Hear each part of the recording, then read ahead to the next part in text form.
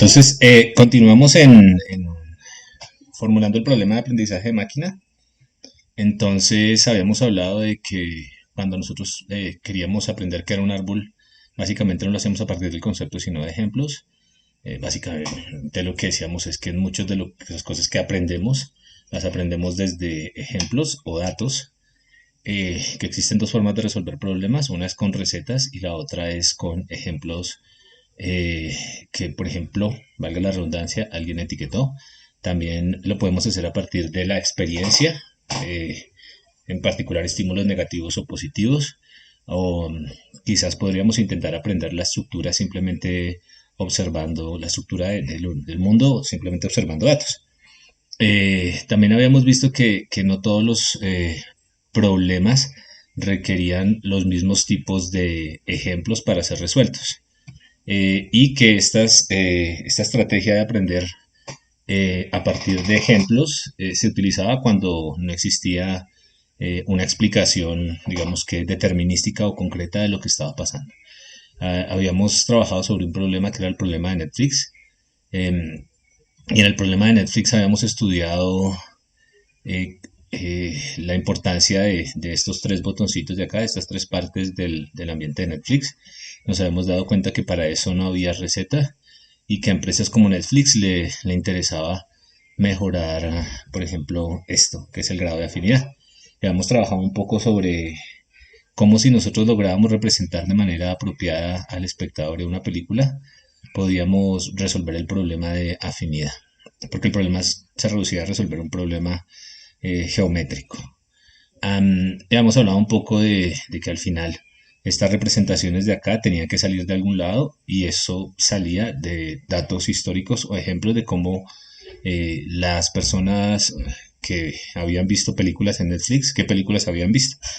¿Ok? Entonces, habíamos hablado también un poco de esto, ¿listo? Entonces, vamos acá. Entonces, vamos a construir un modelito sencillo de cómo puede funcionar un problema particular en aprendizaje de máquina. Nos vamos a dar cuenta que problemas subsiguientes van a ser, vamos que muy similares. Nos vamos a poder meter dentro del mismo marco de trabajo.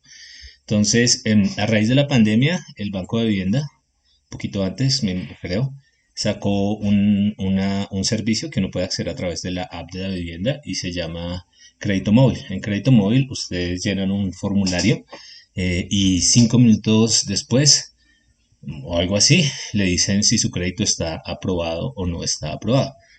Entonces, una pregunta que uno se puede hacer es, bueno, ¿y cómo resuelven esa, esa, esa pregunta de saber si, dado el formulario que usted llenó, le puedo dar un crédito o no? Lo primero que les quiero preguntar es, ¿será que hay una receta secreta para saber eh, cuándo asignarle un crédito a una persona o no? ¿Ustedes qué dicen? ¿Que sí o que no? No, No, ¿cierto? Pues si la hubiese, eh, pues simplemente la utilizaríamos, la programaríamos y construiríamos las reglas para poder decidir si le damos el crédito o no, ¿cierto? Entonces, básicamente esto tiene que ver con varias cosas que están por detrás. Esa receta, digamos que si uno se pone a pensar, no es una receta clara, entonces en ese caso podemos utilizar aprendizaje de máquina. Entonces, como vamos a utilizar aprendizaje de máquina, entonces la primera cosa que necesitamos definir o necesitamos tener para poder utilizar esa estrategia son ejemplos. Entonces, resulta que los sistemas de información de la vivienda y en general de los bancos o los sistemas financieros registran bastante información de lo que ustedes tienen. ¿Listo? Entonces, esa información, esa información corresponde al registro, por ejemplo, del primer formulario que ustedes llenan. Les piden un montón de datos, ¿no? Datos de sus familiares, de sus entradas, de sus papás, de cuánto ganan, de dónde viven, de su historial crediticio, etcétera. ¿Listo? Entonces, en últimas, eso termina como un registro por allá en una base de datos, en una tablita, donde hay una descripción de lo que un cliente es para vivienda. Aparte de eso, como ustedes son clientes de la vivienda, ustedes pueden tener préstamos anteriores y como ustedes son clientes de la vivienda, tienen un manejo de su cuenta. Además de eso, la vivienda puede acceder a los servicios de data crédito y de alguna manera caracterizar el perfil crediticio ya no solo en Davivienda, sino en otras entidades. De tal forma que para el sistema de Davivienda, ustedes son un conjunto de numeritos que los describen. ¿Listo? Y tienen muchísimos de esos números, tienen bastantes, tantos como clientes tengan. ¿Ok? Entonces, tienen como una parte de los datos que se necesitan. ¿Qué otra parte se necesita para poder resolver ese problema utilizando aprendizaje de máquina? O sea, ya tienen la descripción de ustedes. ¿Qué más necesitan? ¿O con eso es suficiente? Ejemplos exitosos de préstamos o algo así. Exactamente, muy bien.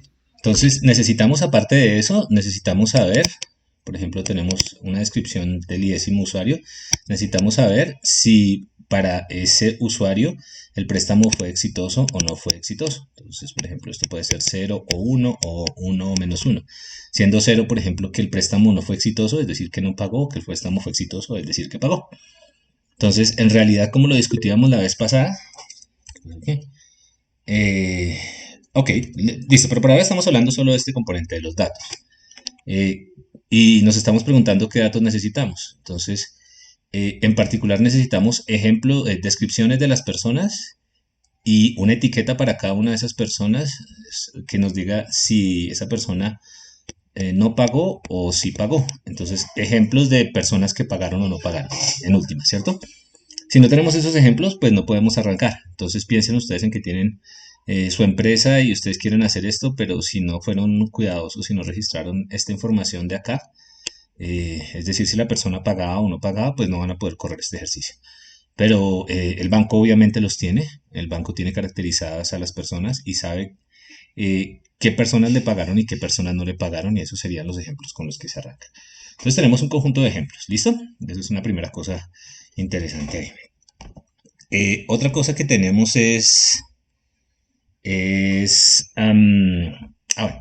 conjunto de ejemplos, lo decíamos, es una descripción, aquí están ustedes, y el banco los ve ustedes así, con una edad, con un género, con un salario anual, con unos años de experiencia, con un montón de datos, ¿cierto?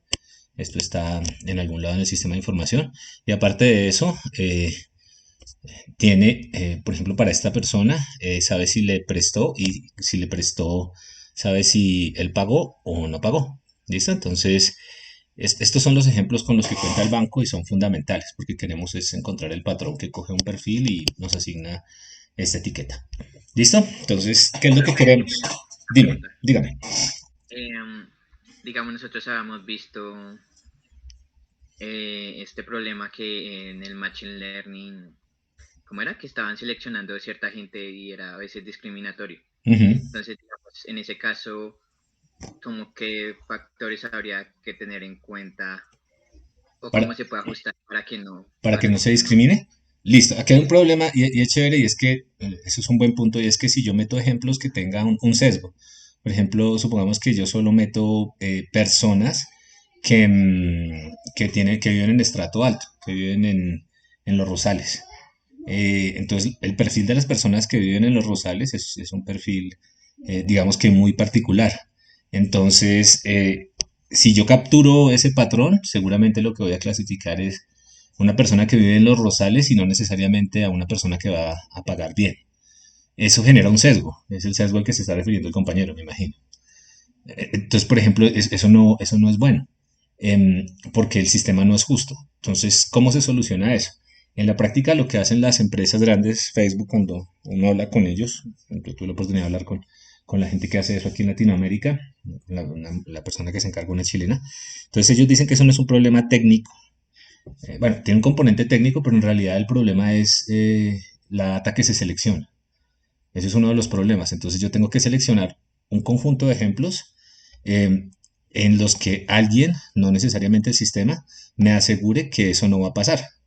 Yo tengo que hacer una selección justa y eso solo lo puede hacer un experto, alguien que esté fuera no el algoritmo. Alguien tiene que sentarse y decir, es que si metemos solamente estos datos vamos a generar un sesgo, porque la máquina solamente observa esto del problema. ¿Listo?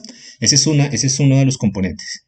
Existen algoritmos que son un poco más robustos a ese tipo de sesgos, entonces hay un componente algorítmico, pero también hay una salida.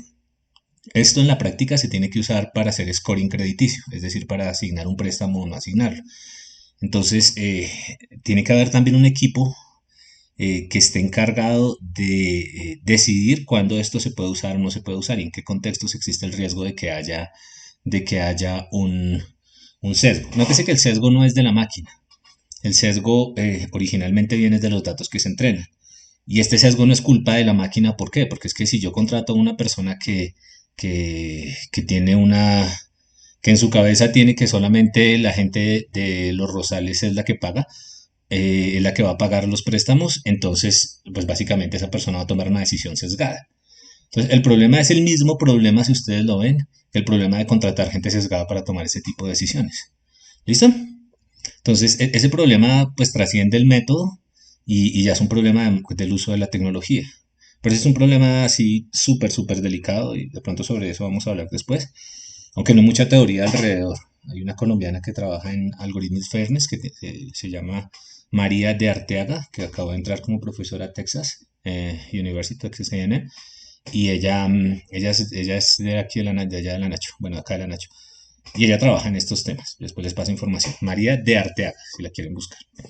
¿Listo? Pero hay mucha tela para cortar ahí. Pero bueno, supongamos que no nos vamos a preocupar en este momento por estos ejemplos de acá, que asumimos que los ejemplos no introducen un sesgo particular. Entonces la pregunta es, ¿qué queremos para resolver este problema? Entonces, en realidad lo que queremos es lo siguiente. Nosotros tenemos un conjunto de ejemplos, un conjunto de registros correspondientes a pagos de clientes, pagos exitosos y no exitosos de clientes en el banco. Y lo que queremos es algo, una caja, que nos relacione un perfil nuevo de una persona que yo no he observado y que me diga si esa persona no va a pagar o si va a pagar. ¿Listo? Entonces, yo quiero enfatizar en este punto porque es bien importante. Yo tengo un conjunto de datos, pero lo que yo deseo es tomar una decisión sobre una persona nueva. Piensen que ustedes tienen el conjunto de datos y los contratan para decidir ese trabajo. Ustedes se leen y sacan un perfil de las personas se leen todos esos datos y sacan un perfil de las personas que mejor pagan y que no pagan. Realmente ustedes no les van a pagar por sacar ese perfil, a ustedes les van a pagar por utilizar ese perfil para tomar la decisión sobre el cliente que va a llegar mañana o el cliente que va a llegar pasado mañana. Como esos clientes todavía yo no los he observado, yo en realidad a priori no sé cuál es la categoría que voy a tener. Entonces, lo que yo quiero es encontrar la regla que transforma personas no observadas previamente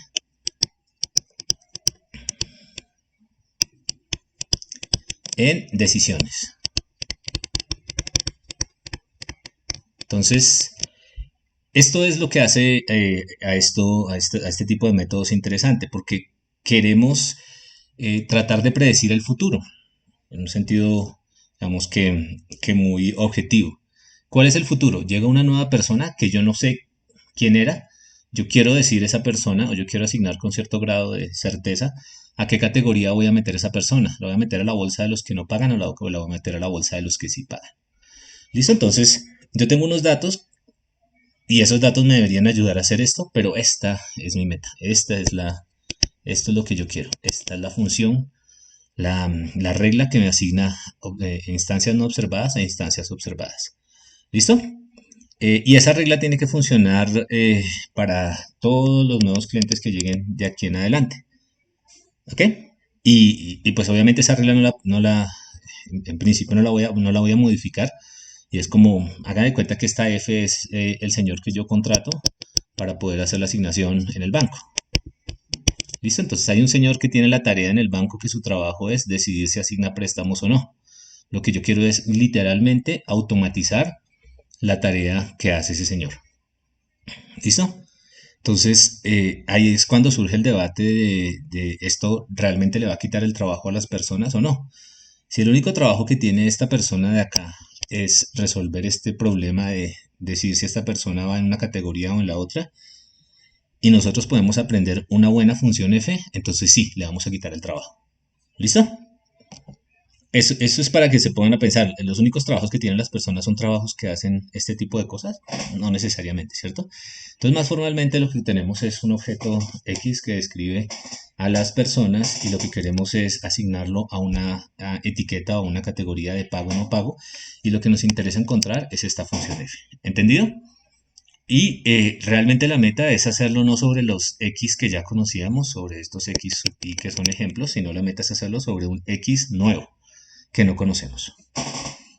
¿Claro eso? Eso es lo que hace listo, eso es lo que hace el método predictivo, ¿listo? Entonces, a mí no me interesa que F funcione en principio muy bien o muy mal en las muestras de entrenamiento. Digamos que en este momento no me interesaría eso. Mi objetivo es que funcione muy bien en muestras no observadas. Y eso hace que el problema sea particular.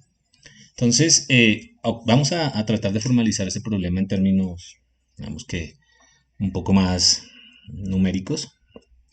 Eh, Nosotros tenemos una entrada y una salida. La entrada, pues, describe el formulario que uno llena para que le den el préstamo. La salida, en este caso, es una etiqueta que puede estar que puede tomar una de dos valores. Buen cliente o mal cliente, va a pagar o no va a pagar. Listo, en este marco de trabajo X podría ser cualquier otra cosa. X podría ser, por ejemplo, una imagen un conjunto de píxeles o una matriz que establezca unos niveles de identidad. Y Y podría ser una categoría de objeto que está presente en esa imagen. Si hay un gato, hay un perro, hay un osito. X podría ser, por ejemplo, una serie de tiempo que me describe el histórico de los terremotos que han ocurrido hasta hoy. Y Y podría ser una variable binaria que me dice si mañana va a ocurrir o no un terremoto. O Y podría ser la intensidad del siguiente terremoto que va a ocurrir o la intensidad del siguiente movimiento telúrico que va a ocurrir. En ese caso, Y sería como estaría en un continuo. En el primer caso que les estaba diciendo, Y estaría en un discreto. Entonces, digamos, ahí podemos cambiar X y Y por muchas cosas, pero por ahora entendámoslo así. Okay. ¿Qué queremos nosotros? Nosotros queremos una función en el sentido matemático. Literalmente queremos una regla que nos asocie una entrada a una salida. ¿Listo?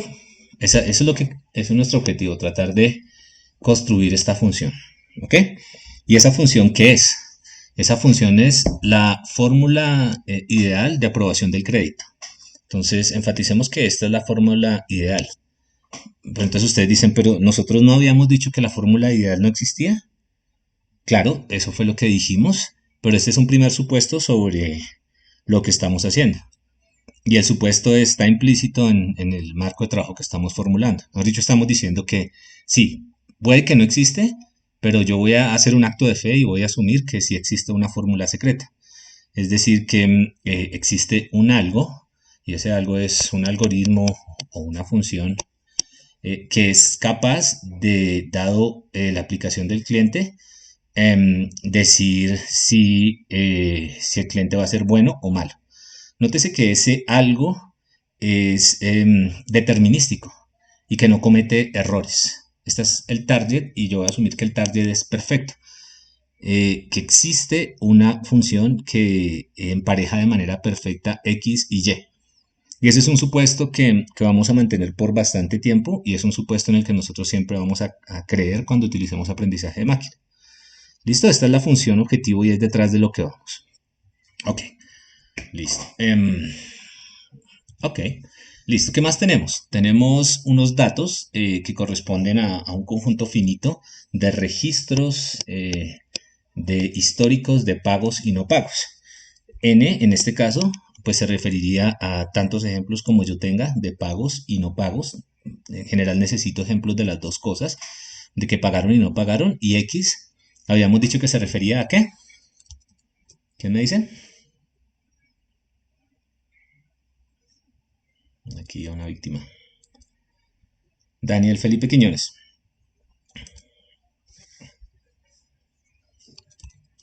Daniel a la una. Sigo David, es como si dijera David No, San. porque no. ¿No sabe qué es X? ¿No sabe qué es X? No, no. A ver, ¿quién le ayuda? El cliente. Este es X.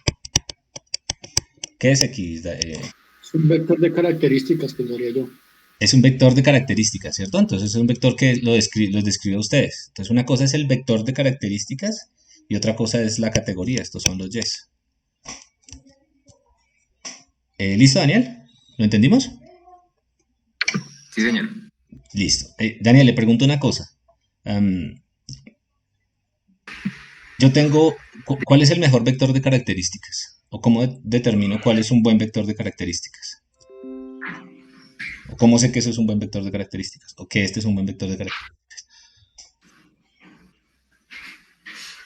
Mm, Esa, pues sí, dígame. una buena aproximación al perfil de cada cliente, pero digamos que sería muy variable de acuerdo, no sé, a lo que se esté buscando.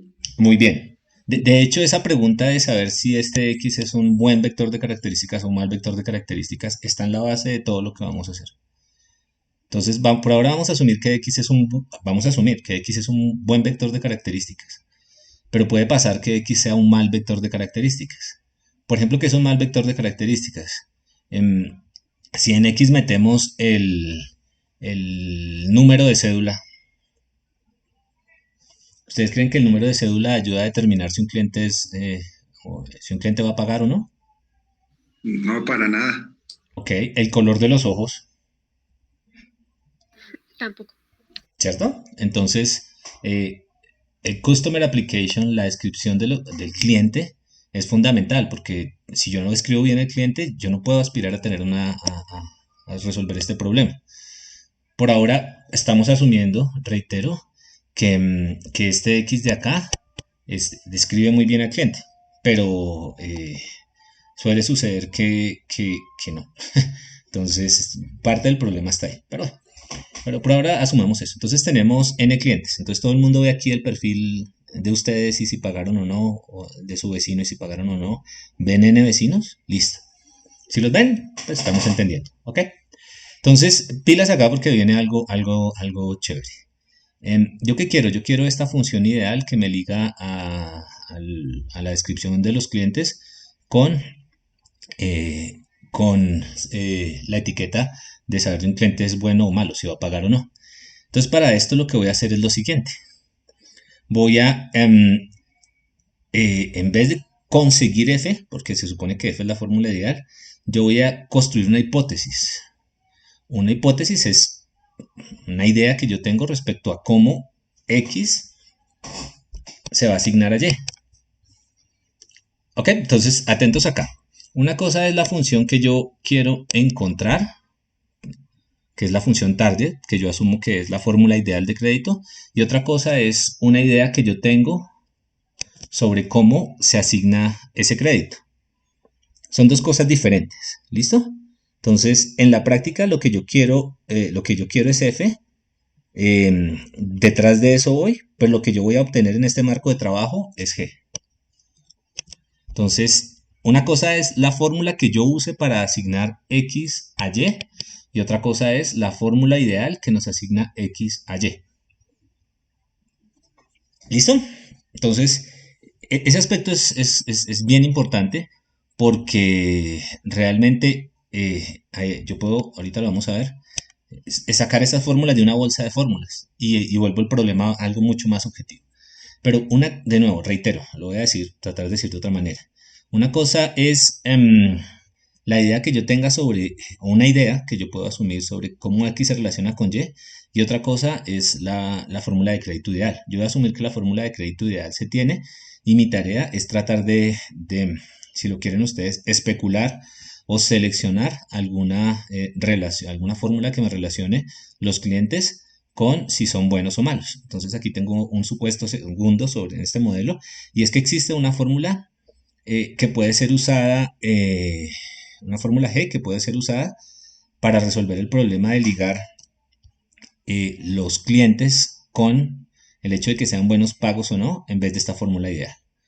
Entonces, digamos, yo quiero un F, pero lo que voy a obtener realmente es un G. ¿Ok? ¿Es claro eso? Entonces, la pregunta es, ¿cómo podemos calcular esa fórmula G? Entonces, yo no quiero F, yo quiero F, no, yo voy a asumir que F está allá atrás, pero en la práctica lo que voy a tener es un G, que voy a usar en vez de F. ¿Ok? Entonces, aquí entramos a un punto que es bien bonito y es, listo, en el marco de trabajo que estamos construyendo, que es precisamente este de acá, yo tengo unos datos de entrada, quiero ligarlos a unos datos de salida, yo voy a asumir que existe una función f y voy a tener un conjunto de datos de ejemplos de cómo un cliente a través de esta función f se asignó a una buena aplicación o mala aplicación. De hecho, estos son ejemplos directamente de f, ¿no? Son n ejemplos de cómo es f. ¿Ok? ¿Listo? ¿Por qué? Porque dice acá historical records, y como son historical records, y yo al asumir que existe una fórmula ideal de crédito, se supone que todos estos historical records se instanciaron, todos estos y se instanciaron a partir de evaluar f en este x1. Listo, entonces realmente lo que tengo acá son muestras de f. Y lo que quiero es un g que se parezca de alguna manera a f. No que se parezca, que por lo menos yo pueda usar para resolver el mismo problema. Entonces, para hacer este problema soluble voy a hacer lo siguiente. Para que el problema tenga sentido voy a hacer lo siguiente. Voy a construir un conjunto con muchas fórmulas. Fórmulas que son candidatas a ser f. ¿Listo? Entonces, esta bolsa de acá es fundamental y se llama el espacio de hipótesis. ¿Cómo era que le habíamos llamado a G? Una hipótesis. ¿Qué es una hipótesis? Una idea, una fórmula sobre cómo X se relaciona con Y. Entonces lo que yo puedo hacer es construir un espacio donde meta todas las posibles fórmulas que a mí se me ocurran, yo las defino de hecho, que expliquen cómo X se relaciona con Y. Entonces, por ejemplo, miren esta fórmula de acá, acá hay una fórmula, acá hay otra fórmula, hay tantas fórmulas como quiera. De hecho, ese espacio puede ser finito, es decir, el número de fórmulas o de funciones o de hipótesis que hay puede ser finito o puede ser infinito. Entonces, por ejemplo, construyamos un espacio de hipótesis. Entonces yo podría tener, por ejemplo, acá la función x cuadrado, aquí la función x y aquí la función x al cubo. Esas son tres reglas diferentes que puedo utilizar para explicar cierto comportamiento. Entonces el primero es así, el segundo es así, el tercero es no sé así. ¿Listo? Son tres reglas diferentes para explicar un comportamiento. Ok, listo, este es un espacio finito, de hecho es un espacio muy sencillo, pero yo puedo construir un espacio infinito. Por ejemplo, mx más b. ¿Listo? Donde m pues es la pendiente. No sé, están los reales y b, supongamos que también están los reales. Entonces, ese espacio, ¿qué tiene? ¿Quién me dice? ¿Qué hay dentro de esa bolsita? Venga, le ponemos para que no se me pierda, mire, le puse hasta el cosito de la bolsita. ¿Qué hay en ese espacio? ¿Qué fórmulas hay en ese espacio? Rectas, muchas rectas. Muchas rectas, ¿cierto? Entonces, yo escojo un m y un b particular y tengo una recta. Entonces, por ejemplo, escojo 1 y 1, entonces tengo esta recta. Esta es una primera hipótesis. ¿Listo? Escojo 1 y 0. Ah, esta es diferente. Aquí era con 1. Ah, esta cosa está bien. ¿Qué le pasó a esto? Espera, lo borro acá. Un segundo. Borrar. Entonces, en nuestro espacio de hipótesis, este es un espacio de hecho paramétrico. Yo puedo poner esto aquí en los reales, y puedo poner b en los reales, y puedo escoger, por ejemplo, si escojo un m igual a 1 y b igual a 1, pues yo estoy hablando de esta línea recta, x más 1 más, aquí van a borrar, más 1 igual a una función 1. Pero si escojo otra, m igual a 10 y b igual a 0, pues tengo 10x y esta es otra función. Hay tantas funciones como posibles selecciones de m y de b. Entonces en realidad lo que yo tengo en esta bolsita, esto es equivalente a tener una bolsita con un montón de líneas rectas, con distintas pendientes y distintos puntos interceptos. Ese es un espacio que de hecho es es infinito. ¿Listo? Y pues el problema no cambia, ¿no? Yo no estoy diciendo nada sobre si el espacio es finito o infinito, simplemente estoy diciendo ahí que en esa bolsa voy a meter posibles explicaciones de las cuales voy a escoger una de esas, que es G. ¿Ok? Entonces, un supuesto que yo voy a hacer, un tercer supuesto para que el problema tenga sentido, es que esa bolsa de funciones o bolsa de posibles soluciones o bolsa de fórmulas contiene un buen G. Después vamos a ver qué es eso de un buen G, pero por ahora entendámoslo como contiene un G que vamos a poder usar en vez de F. Entonces, yo voy a coger la bolsa y voy a meter dentro de esa bolsita algún G que yo pueda usar. Si ese G no está ahí, entonces construí el espacio de hipótesis mal y mi problema no es soluble. ¿Listo? Es conceptual la vaina, pero tampoco es que sea nada del otro mundo. ¿Qué pueden meter en esa bolsa? ¿Qué meterían ustedes en esa bolsa? Me gustaría escuchar un poquito. ¿Qué metemos en el espacio de hipótesis? ¿Qué les gustaría meter? ¿Qué funciones conocen que sean buenas, que sean chéveres? Ya construimos unas, ¿no? Metimos el conjunto de líneas rectas. Y eso lo podemos extender al conjunto. Vamos, dígame, David. ¿Continuas? Funciones continuas, ¿cierto? Ok. Bueno, este es un conjunto de hecho un poquitín más grande que las funciones, las rectas, ¿no? Ahí hay más cosas. A ver, ¿qué más meterían dentro de esa bolsa? Beto, Es ¿cómo como es Beto? polinomios de aproximación, Polino- interpolación. polinomios de aproximación, polinomios de interpolación. Ok, esa es una buena selección. De pronto conocen las splines. Las splines también se podrían meter ahí, tiene que ver con polinomios también, de interpolación o de aproximación. Eh, podemos meter funciones con una descomposición. ¿Qué más, Profe, Juan? una pregunta. Dígame, Juan. Se supone que el problema que estamos intentando entender está relacionado con lo de la situación de los préstamos, ¿cierto? Sí, Entonces eso tiene que ser una función que su sí, conjunto de llegada sea 0 o sea 1. 0 o 1. Sí, sí, sí, sí. Aquí estaba O sea que explicándoles ninguna de en esas sirve. abstracto. Ah, listo. Bueno, esa es una buena pregunta. Entonces, para ese problema, ¿qué podríamos meter?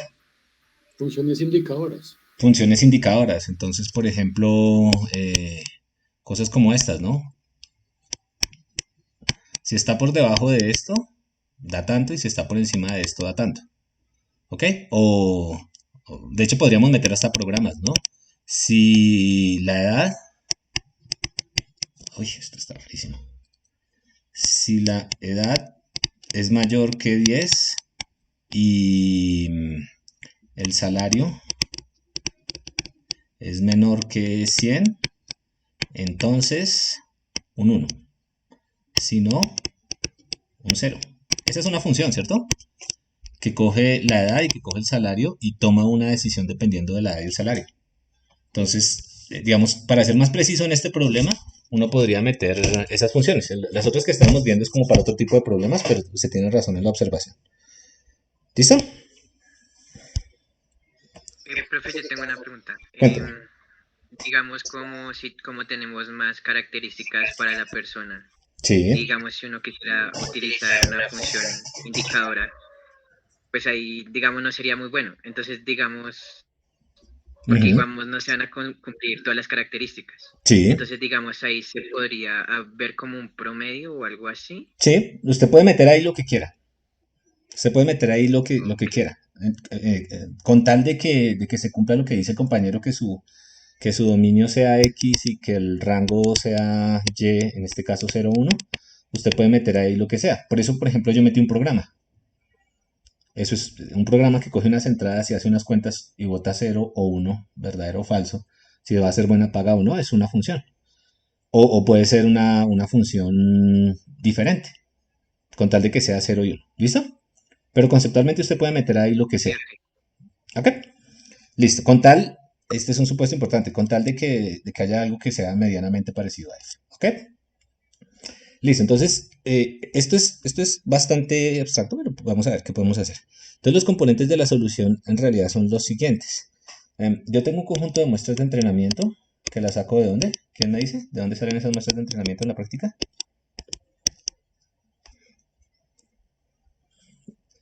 Esas son de los sistemas de información, esa es la experiencia desde la cual aprendemos, son ejemplos. Son los datos a los cuales hablábamos antes, ¿cierto? Yo quiero identificar una función o encontrar una función f, pero lo cierto es que no la voy a poder encontrar porque es una función ideal. Entonces lo que yo hago es que me construyo una bolsa donde voy a meter funciones indicadoras, voy a meter programas, voy a meter muchas cosas ahí que en este caso, por ejemplo, me permitan mapear a 0 a 1 desde un x particular. Y quiero obtener un g. ¿Qué falta en esta receta? Díganme ustedes.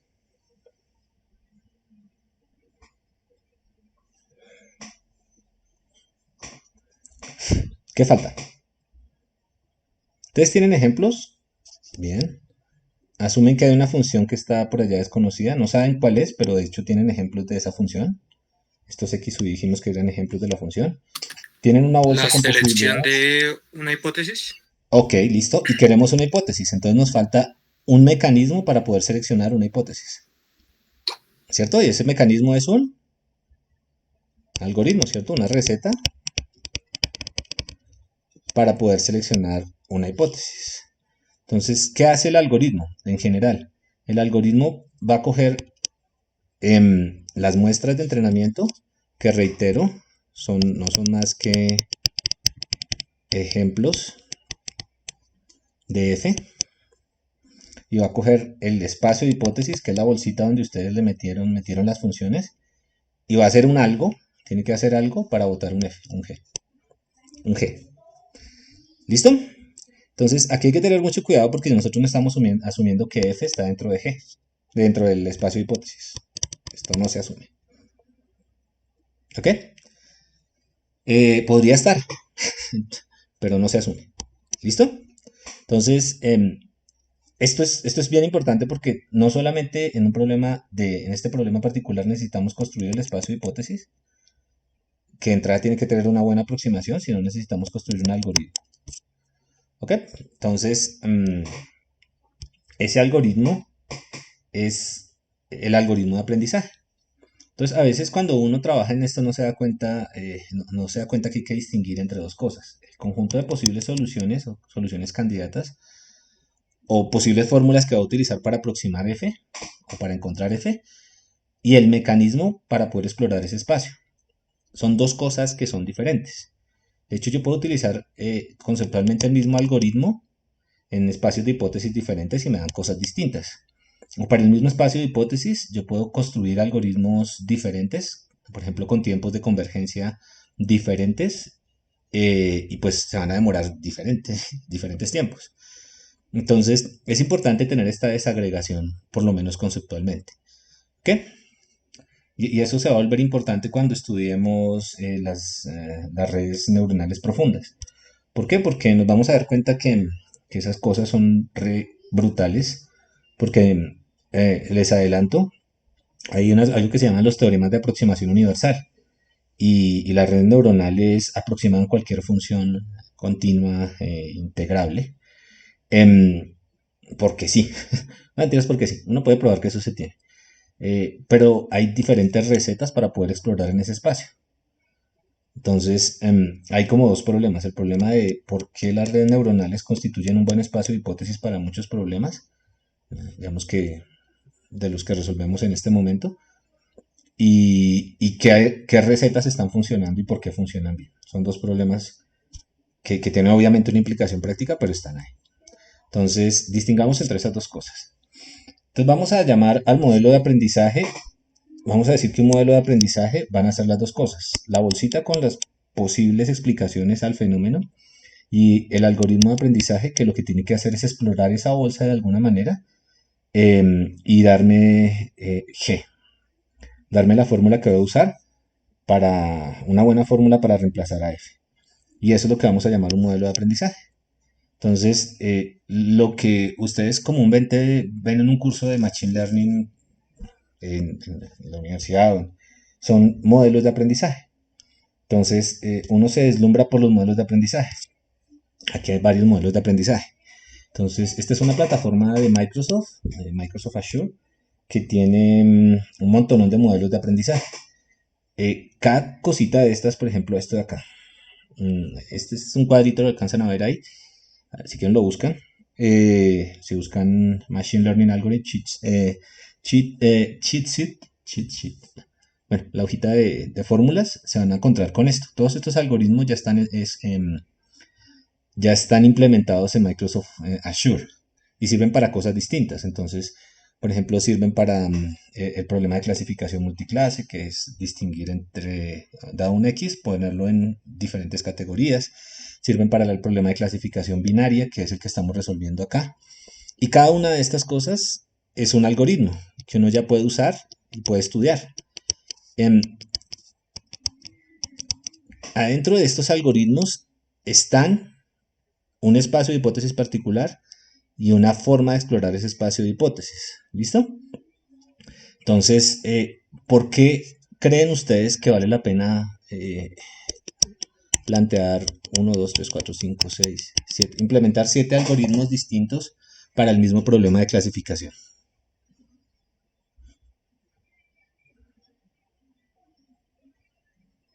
¿Por qué? De pronto algunos son más Para ver si es más de rápidos. uno. Bueno, espera, primero ella. No sé tu nombre, entonces te digo ella. Es que ya bajé esto en primer lugar. Dime, ¿por qué? Que puede ser porque algunos sean más rápidos, algunos sean más óptimos. Pero O sea, dímelo más ¿qué me despacio. parece? Cada una de estas cosas conceptualmente tiene dos componentes. Una es el espacio de hipótesis y el otro es el algoritmo. Entonces las diferencias deben estar en esas dos cosas, ¿cierto? Sí, Entonces cuando tú me dices más rápido, ¿a qué te refieres? ¿Al me espacio de hipótesis refiero o al algoritmo? no, al algoritmo. Ah, listo. Entonces, ¿por qué hay diferencias en el algoritmo? Ok, esa puede ser en los algoritmos que se usan. La otra razón sería porque hay diferencias en dónde. En la bolsita, ¿cierto? Puede que haya algunos de estos modelos de aprendizaje que tengan unas bolsas que modelen ciertos problemas de una manera mejor que otros. Entonces, nunca perdamos de vista que cuando nosotros nos aproximamos a un problema de aprendizaje de máquina, tenemos que tener dos algoritmos. Tiene sentido porque seguramente esos dos algoritmos, si son diferentes, modelan la bolsa con las posibles soluciones de manera diferente o utilizan una estrategia para seleccionar ese G de manera diferente. ¿Ok? Entonces, cuando uno ve un curso de Machine Learning, digamos que clásico, entonces se encarga de estudiar cada uno de estos modelos. Entonces, ¿uno qué estudia? Uno estudia las propiedades del espacio de hipótesis, es decir, qué funciones viven ahí, para qué sirven esas funciones, qué también esas funciones solucionan el problema que yo estoy intentando resolver. Eso hay que hacer matemática alrededor de eso. Y uno estudia el algoritmo para poder explorar esas soluciones. ¿Listo? ¿Por qué más creen? Hay otra opinión. O por ahí, que yo interrumpí. Compañero, compañero. Profe, pues decía por si más de uno daba la misma respuesta, por así decirlo.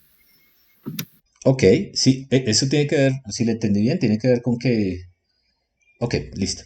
Digamos, por ejemplo, este de acá nos puede dar una hipótesis G sub 1. Este de acá nos puede dar una hipótesis K sub 1. Este de acá nos puede dar una hipótesis L sub 1. Estas son diferentes respuestas, diferentes explicaciones. Ok, listo. Lo que uno puede hacer de hecho es combinarlas y eso le da otro algoritmo. Esos son algoritmos de boosting, de Backing. Hay un montón de cosas y ideas locas que uno puede hacer ahí. Pero esto es simplemente para que ustedes no pierdan de vista que cuando uno va a trabajar en esto, pues uno termina trabajando con cosas diferentes. Y nos vamos a dar cuenta que tiene mucho sentido trabajar con modelos diferentes por las propiedades que vamos a caracterizar de este marco de trabajo que estamos construyendo. Entonces, no todos los algoritmos hacen lo mismo y eso es básicamente porque no todos los algoritmos operan, no todos los modelos de aprendizaje hacen lo mismo para utilizar mejor el lenguaje, porque no todos los algoritmos operan sobre el mismo espacio de hipótesis ni utilizan los mismos algoritmos de búsqueda. ¿Ok? Ok, listo. Entonces, ustedes le pueden gastar un montón de tiempo a entender cada una de estas cosas, pero ese no es el objetivo de este curso. ¿Listo? Entonces, les voy a pedir algo raro, pero ya tenemos nuestro marco de trabajo, que es este de acá.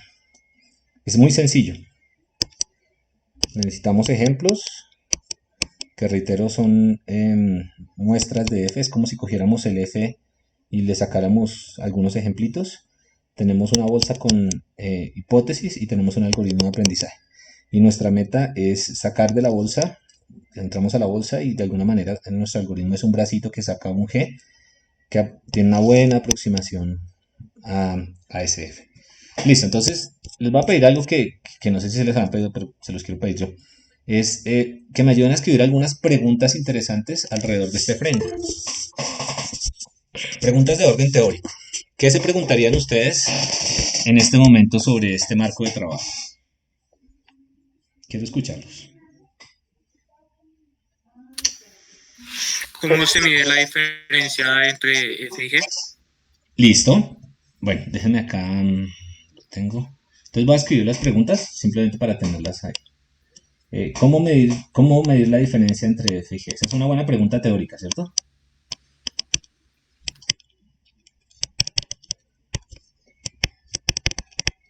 Listo. ¿Qué más?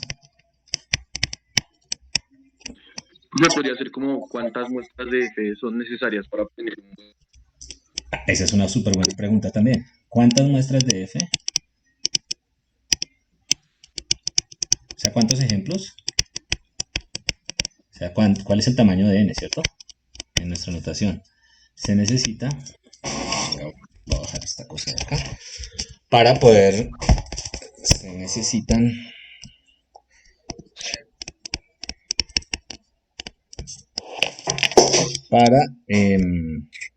¿Para qué? ¿Para qué me dijo? Para obtener una buena aproximación, un buen G. Ah, listo. Para obtener un buen G. Listo, ¿qué más?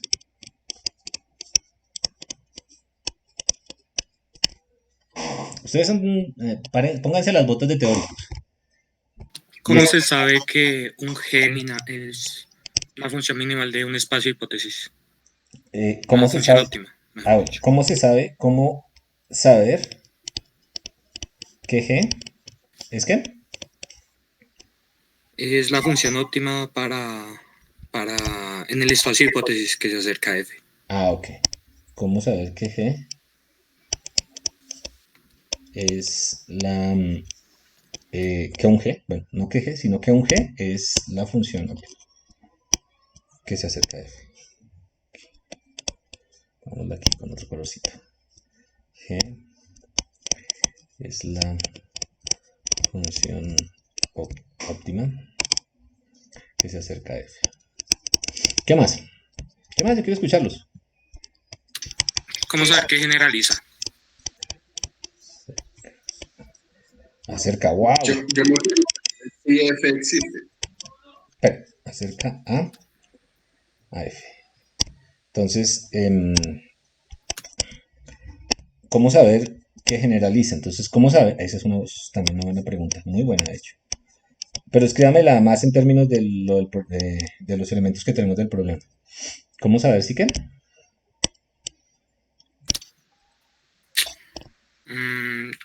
Entonces, ¿cómo saber qué también hace en la muestra? Si va a ser en la población general, en la distribución de la población general, no sé. Bueno, entonces, ¿cómo? Pero ayúdame a formular. O ayúdenme a formular ustedes. Porque ya nosotros ya sabemos que es generalización, pero si queremos hacer teoría necesitamos que estas preguntas nos queden súper claras.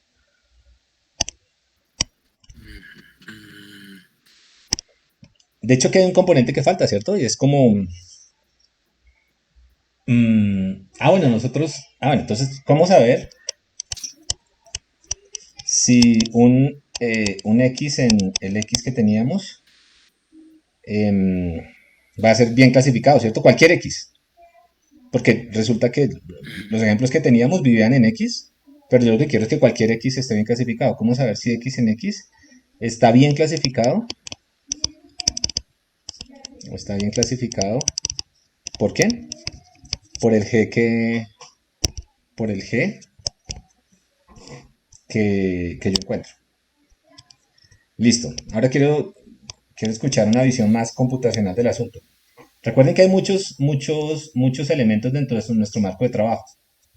¿Qué más se preguntarían respecto bueno, habría otra que no es que interrumpí, qué pena. ¿Sobre el algoritmo? Dígame. Algo que la existencia de F, algo así me dijeron. Entonces, preguntaría una vez si el algoritmo computacional es suficiente para encontrar esa G. O sea, Listo. Entonces, describamos qué preguntas serían sobre el algoritmo. como si el algoritmo es el más óptimo o el más acertado. Bueno, hay un algoritmo uno que se pregunta de los algoritmos. El Que se puede computar computacional. en tiempo finito, ¿no? Listo. ¿Cómo Claro, sabes? ya sea Convergencia. ¿Cuál es la convergencia del La algoritmo? convergencia. Sí, ¿cuál es la velocidad de convergencia del algoritmo? ¿Cierto?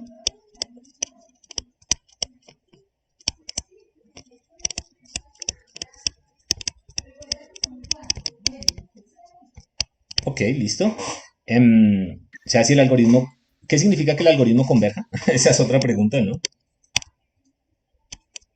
Que tiene que ver con una de las de arriba, me imagino.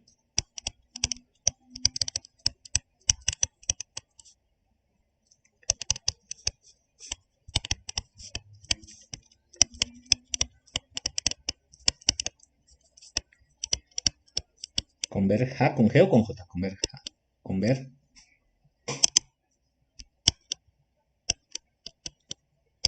¿Así? ¿Converja? Sí. Listo. Sí, profe. Listo. ¿No se pueden preguntar más cosas? ¿No se pueden preguntar algo sobre la estructura del Si espacio de F existe, hipótesis? ¿Sí qué? Si F existe, ¿ustedes qué iba a dicen? preguntar qué tal, qué forma de tener Ujú. ¿El qué? para que funcione el algoritmo, ¿cierto? Para que sea óptimo el algoritmo o para que encuentre un G, ¿Me por lo perdí ahí? menos. ¿Qué forma de tener qué? ¿Qué forma tiene que tener los datos de entrenamiento? Ok. Pero espere que esa no la entendí. La muestra, O sea, bueno, ¿qué qué propiedades debe distribución. tener la muestra para que esta cosa converja? Sí. Ujú. Ok, listo.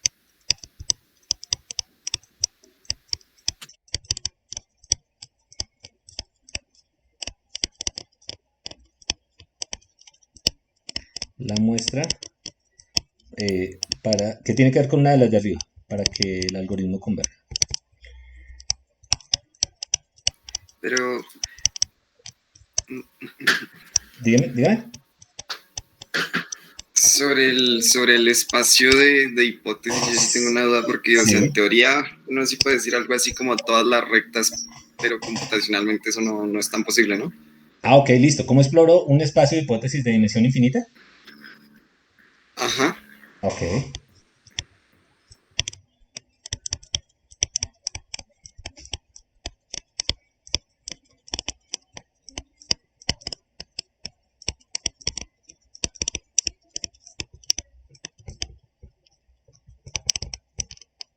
De dimensión infinita. Listo. Voy a poner una acá, que de pronto no está novia, pero podría hacerlo. Y es, ¿qué propiedades debe tener un espacio de hipótesis para representar o para que contenga la solución G que aproxima a F? Mejor dicho, ¿cuáles son unas propiedades apropiadas del espacio de hipótesis? O qué debería tener el espacio de hipótesis para que se pueda solucionar el problema de encontrar F. De hecho, ¿cómo caracterizar el espacio de hipótesis en términos de F?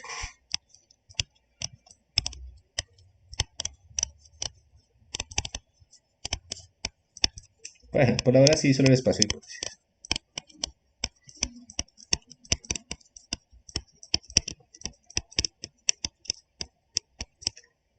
Listo. O sea, otra que es diferente es, dado un espacio de hipótesis, qué tipo de, por ejemplo, un espacio de hipótesis de esos paramétricos, qué tipo de funciones se está caracterizando? O sea, yo fijo un espacio de hipótesis, pero lo puedo fijar de una manera bastante particular. Por ejemplo, las rectas las fijé paramétricas.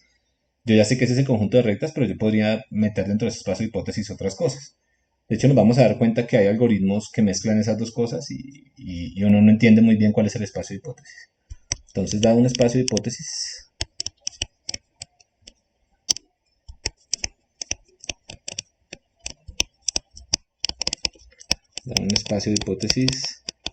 ¿qué funciones vienen ahí? ¿Qué funciones están ahí? Están dentro. Listo, entonces tenemos un montonón de preguntas que son inherentemente teóricas. ¿Podríamos formular más? ¿A alguien se le ocurre otra?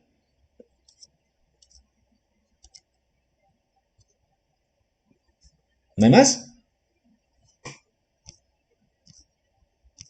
Otra más, por ejemplo, dados dos espacios de hipótesis, ¿cómo se dice si son equivalentes? Equivalentes es que encuentran el mismo G. Bueno, cuando resuelva el problema se encuentra el mismo G. Dos espacios de hipótesis y dos algoritmos, para ser más formales. O dos modelos de aprendizaje, ¿cómo se dice si son equivalentes? Y vamos a llamar equivalentes a que encuentren la misma G.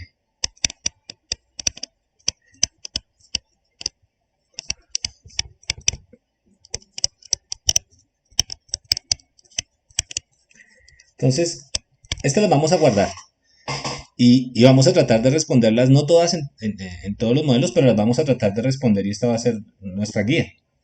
Cuando la gente construye teoría, no se sienta y no se sienta y echa números ya. Ellos van detrás de una pregunta y estas preguntas hay que intentar resolverlas y intentar entender cuál es la respuesta a esas preguntas.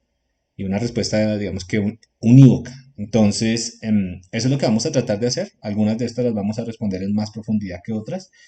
Pero eso es lo que esa es la aspiración del curso. Ya tenemos como nuestro marco de trabajo. Ahora, pues, miremos a ver cómo podemos responderlas, por lo menos para ciertas preguntas. Todas estas preguntas que están acá son preguntas que no se han resuelto satisfactoriamente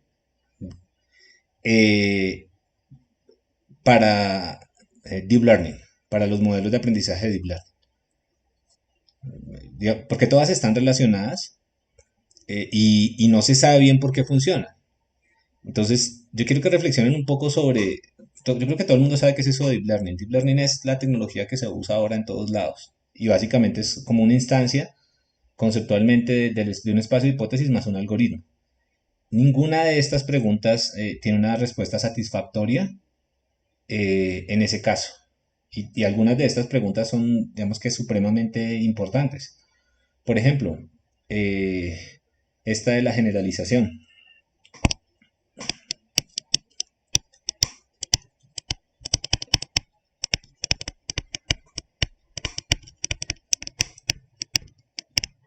Esta es la generalización. Supongamos que F lo que es que X es una imagen médica y lo que es Y es el diagnóstico, si tiene cáncer o no. ¿Cómo saber si una nueva persona o cualquier persona, la imagen de cualquier persona, está bien clasificada o no por G? No existe una respuesta para eso. No lo hemos podido caracterizar desde el punto de vista teórico. ¿Eso qué quiere decir? Que no sabemos cuándo puede fallar o no sabemos por qué está haciendo las cosas como las está haciendo. Ustedes se dejarían diagnosticar de una caja negra de un F, o bueno, perdón, de un G, que no necesariamente sepan cómo funciona. Ustedes dejarían que les metieran quimioterapia a su mamá o a su papá o a sus abuelitos basados en una decisión dados por una caja que no saben si funciona o no funciona, o no saben por qué funciona o no funciona. Digamos que esa es la pregunta, esa es la razón real por la cual hay que responderse estas preguntas, porque todas estas preguntas, están relacionadas con el hecho de que, o con la tecnología que estamos utilizando ahora. Y se lo reitero, para ninguna de estas preguntas hay respuesta en el caso de Deep Learning. Lo que hay son una receta para poder construir un espacio de hipótesis y lo que hay es un algoritmo para poder explorar ese espacio de hipótesis, que de hecho es muy sencillo de entender. pero necesitamos construir más teoría para poder entender bien y usar bien esas Gs. ¿Listo? Entonces, bueno, ¿cuántos son? Listo. ¿Preguntas alrededor de esto hay? Pregunten. ¿Entendieron el marco de trabajo? Díganme, David. En las preguntas que estábamos formulando, Dígame. pues no sabía muy bien cómo formular una respecto a esto del aprendizaje no supervisado, porque yo entiendo que, o sea, uno tiene como las descripciones, pero no tiene, en los ejemplos no tiene como las salidas. Entonces no sería como cuántas muestras se necesitan, ok, pero si el problema necesita de estos yes listo, para ser solucionado. Este modelo que acabamos de poner, este marco de trabajo, es un modelo que se refiere a la clasificación. El problema, digamos, algo parecido se puede hacer para aprendizaje no supervisado y para aprendizaje por refuerzo. Pero por ahora quedémonos en el dominio del problema de la clasificación. Digamos, uno puede hacer cosas similares, pero por ahora asumamos que estamos trabajando en el problema de la vivienda. ¿Listo? Para mantener las cosas como acotadas. Pero, vale. ¿Listo? Entonces ese es un supuesto grande. ¿Más preguntas? ¿Hay? Si se les ocurren otras, pues las escriben, eso lo vamos a dejar ahí. Y esas preguntas son importantes porque nótese que casi todas las formulamos nosotros. Y algunas de estas están bien comprendidas para ciertos modelos de aprendizaje, otras no, como en el caso de Deep Learning. Pero son las preguntas que guían, estas que ustedes tienen, en su mayoría son las preguntas que guían a la gente que hace Machine Learning. Son esas. O sea, no hay más que eso. Entonces, digamos, no hay que ser el súper especialista para hacerse preguntas interesantes. Ok, listo. Veamos otras cosas.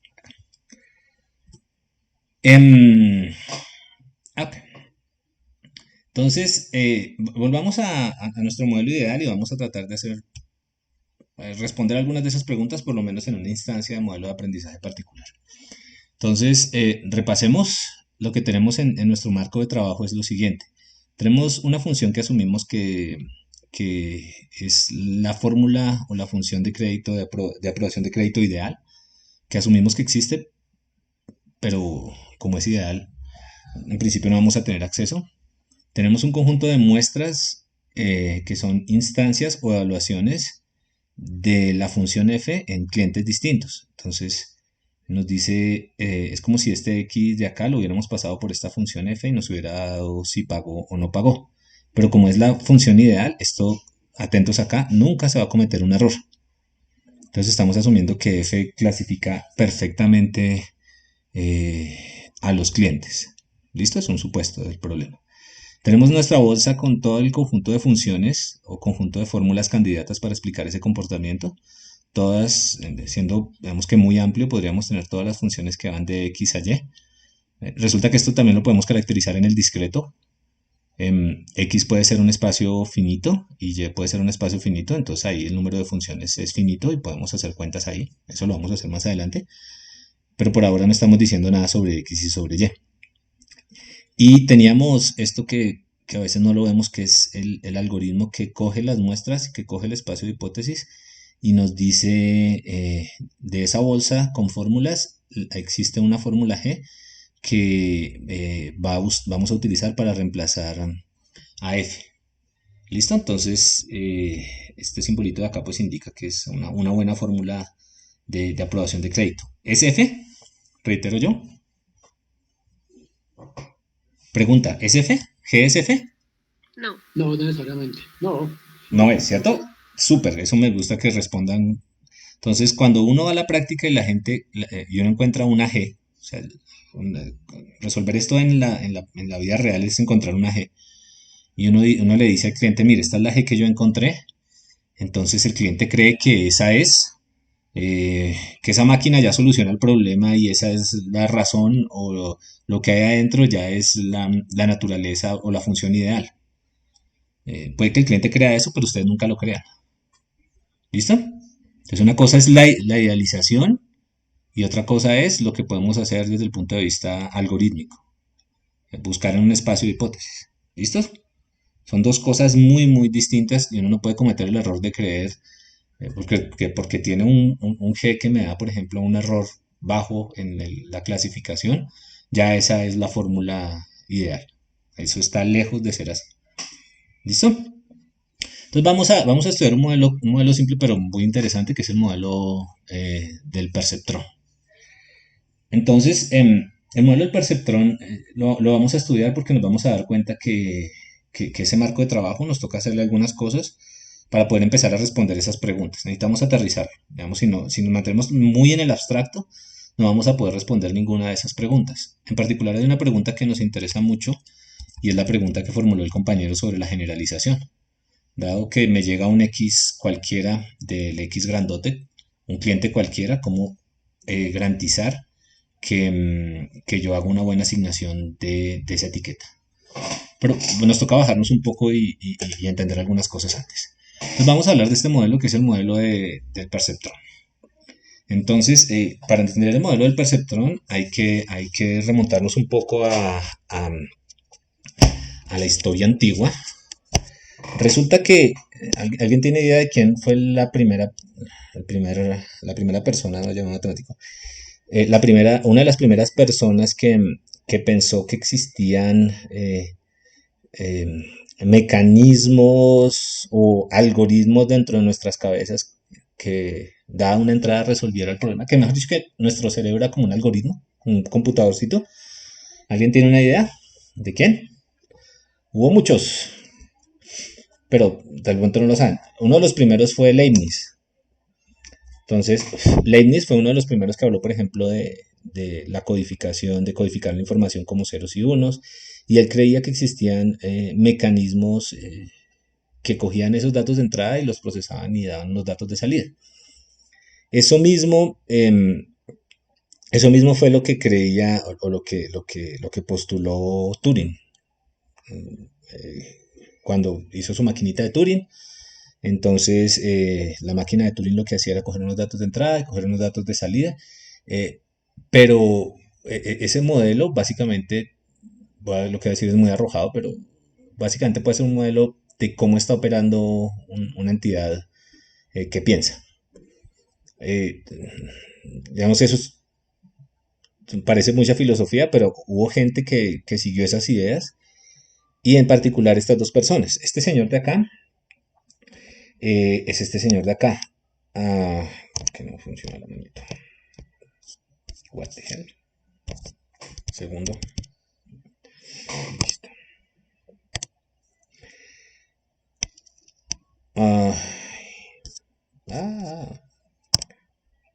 No puede ser. No se usa esto. Marcador, resaltador. No sé usar esto. Quiero rayar y no puedo rayar. Listo. Este señor es Walter McCulloch, y este señor es McCulloch y este señor es Pitts. Entonces, les voy a pasar el enlace para que lo lean. Resulta que Pitts a los 11 años sufría de bullying, entonces lo estaban persiguiendo unos matoneadores y terminó en 11 años, terminó en una biblioteca y se puso a leer el Principia Matemática de Bertrand Russell. Y 3 días después salió de la biblioteca y le escribió una carta a Bertrand Russell diciéndole que en la primera parte del libro habían unos errores en las formulaciones que tenía. Obviamente estamos hablando de un genio. Aquí está la historia de lo de Principio de Matemática. Entonces, bueno, solo 12. Entonces, Bertrand Russell. ¿Qué hacía Bertrand Russell? ¿Alguien sabe? Era un lógico. Hacía lógica, ¿cierto? Entonces Bertrand Russell le escribió a Pitts invitándolo a estudiar a Cambridge. Él no aceptó la propuesta. 3 años después se fue para Chicago. Él a los 16 años ya estaba en la universidad y se dedicó a hacer lógica. Era un genio. ¿Listo? Este señor de acá no hacía matemáticas. Este señor de acá lo que hacía era fisiología. ¿Listo? ¿Qué es fisiología? Pues es básicamente estudiar la biología del comportamiento del cuerpo humano. Entonces, había una escuela de un ucraniano y lo que propendía él era por tratar de modelar los fenómenos biológicos. Krzyzewski, lo que se llama. Y esa escuela, él perteneció, después llegó como profesor a Illinois, el Krzyzewski estaba en Chicago. Entonces él empezó a interesarse en cómo modelar el procesamiento que hacía el cerebro. Entonces resulta que este señor tenía como 45 años y este de acá tenía como 17 años y se juntaron. Y se pusieron a hablar y se dieron cuenta que tenían intereses similares. El interés de McCulloch era matematizar el funcionamiento del cerebro, mientras que el interés de Pitts era, según lo que leí, muchas cosas. El tipo era una enciclopedia andante, pero entre esas quería también, o su aspiración era tratar de formular en un modelo lógico esas entidades biológicas. Entonces resulta que un señor de 45 años empezó a trabajar con este de 17 y en el año de 1940 y algo escribieron o publicaron este paper de acá. De hecho, hay una cuestión curiosa, es que McCulloch era contemporáneo a Turing y Turing decía que McCulloch era un charlatán. Pero bueno, el cuento es que había un problema y era el problema de cómo modelar el cerebro. Entonces, ¿qué es el cerebro? No se puede quedar dando vueltas ahí, pero la pregunta es, si yo puedo, o el truco es, si yo puedo construir un modelo matemático que explique el cerebro, pues tengo una explicación formal de cómo funciona el cerebro. Y entonces ellos fueron detrás de esa explicación formal y construyeron un modelo de cómo funcionaba el cerebro. Entonces, el modelo de cómo funcionaba el cerebro básicamente apela a un concepto que se llama el conexionismo. El conexionismo es una idea de que uno tiene, la idea de que uno tiene unas pequeñas unidades. Acá, unas pequeñas unidades que puede poner a interactuar entre acá, unas pequeñas unidades que hacen un procesamiento, digamos que básico, y que uno puede poner a interactuar entre sí, y el resultado de esas interacciones pues termina resolviendo problemas más complejos. Conexionismo, ¿por qué? Porque digamos, lo que tengo acá son un montón de conexiones entre unidades de procesamiento pequeñas. De hecho, uno de los supuestos de esta cosa es que cuando usted conecta todas estas unidades, emerge un comportamiento más complejo que el que tendría con las unidades independientes. ¿Listo? Y eso obviamente depende de cuáles son las conexiones que están ahí. Pero bueno, entonces los tipos empezaron a formular ese problema, ese modelo. Y estos eran como los supuestos del modelo. Entonces, los supuestos del modelo, o sea, lo que hicieron fue modelar una cajita chiquitica, y esa cajita chiquitica iba a corresponder a una neurona. Todo el mundo sabe que en el cerebro tenemos unas redes neuronales, unas cosas así que son redes neuronales, y eso ya se conocía en esa época, y ya se sabía que esas redes transmitían información, y se sabía que dependiendo de la forma en la que se conectaran estas cosas de acá, pues este sistema podía exhibir ciertos comportamientos. Entonces, ellos partieron de los siguientes supuestos. Las neuronas están en dos posibles estados. Una es, están activas haciendo firing. Firing es que están disparando o no están disparando. Y eso quiere decir algo bien particular. Si uno tiene algo que está disparando o no disparando, realmente lo que tiene es una caja que nos bota alguna entrada en 0 y 1. Una caja que nos bota una salida, en 0 y 1. La salida de esta caja es 0 o 1. ¿Listo? Ok. Y ellos hacen algo particular. Entonces ellos dicen, bueno, yo voy a modelar lo que hay dentro de la caja. Ahorita vemos cómo lo modelamos, pero voy a construir un modelo dentro de la caja que va a procesar una entrada y va a botar una salida. 0 y 1. ¿Listo? Lo que ellos muestran en este paper es que si conectan varias de estas unidades, como lo estábamos haciendo ahorita,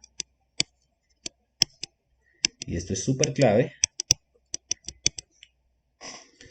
pueden obtener cualquier combinación lógica. Entonces, antes de pasar y echar cuentas, yo quiero que pensemos en esto. Lo que hay acá adentro es algún mecanismo que coge una entrada y lo convierte en un 0 y un 1. De hecho, si las entradas son ceros y unos, o combinaciones de ceros y unos, pregunto yo, ¿qué están modelando acá? ¿Cómo se llama estas cosas de acá, en el lenguaje de nosotros? ¿Cómo le llamarían ustedes a eso? De nuevo, el supuesto es que la salida de esta caja es 0 o 1. Y asumamos que tiene unas entradas que son 0 o 1. ¿Cómo le llamamos a esta caja? ¿Un qué? Indicador. Sí. ¿Un qué? Un circuito, ¿no? Un circuito lógico, como los que estudian los computer science en ¿cómo se llama? Elementos del computador o en procesadores. Me imagino que ya lo vieron, ¿cierto? Un circuito lógico, ¿qué coge?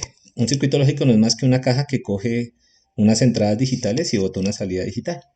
Entonces, en realidad, lo que ellos construyeron fue un circuitico lógico, un gate, una compuerta lógica. ¿Listo? Entonces, para allá va la cosa. Si yo tengo varias compuertas lógicas y las interconecto entre sí, ¿qué tengo? Una forma de modelar ¿qué? Cualquier sentencia lógica. ¿Listo? Entonces, cuando ustedes en elementos del computador entonces modelan cierta compuerta, lo que están modelando es una compuerta lógica, ¿no? Entonces, que cuando entre 1, 1, 1 salga otra cosa, cuando entre 0, 1, 1 salga otra cosa, lo que tienen es una compuerta lógica. Bueno, un circuito lógico basado en compuertas. Y las compuertas las interactúan, ¿no? Cuando uno coge la protobar y mete y conecta una pata con la otra, pues realmente está haciendo una instanciación física de cosas como esta. Esa idea es la misma idea que tenían ellos. Pero esto fue antes de que existiera la lógica digital y estas cosas, ¿no? Y nótese que esa misma idea se la están asociando al cerebro. ¿Ok?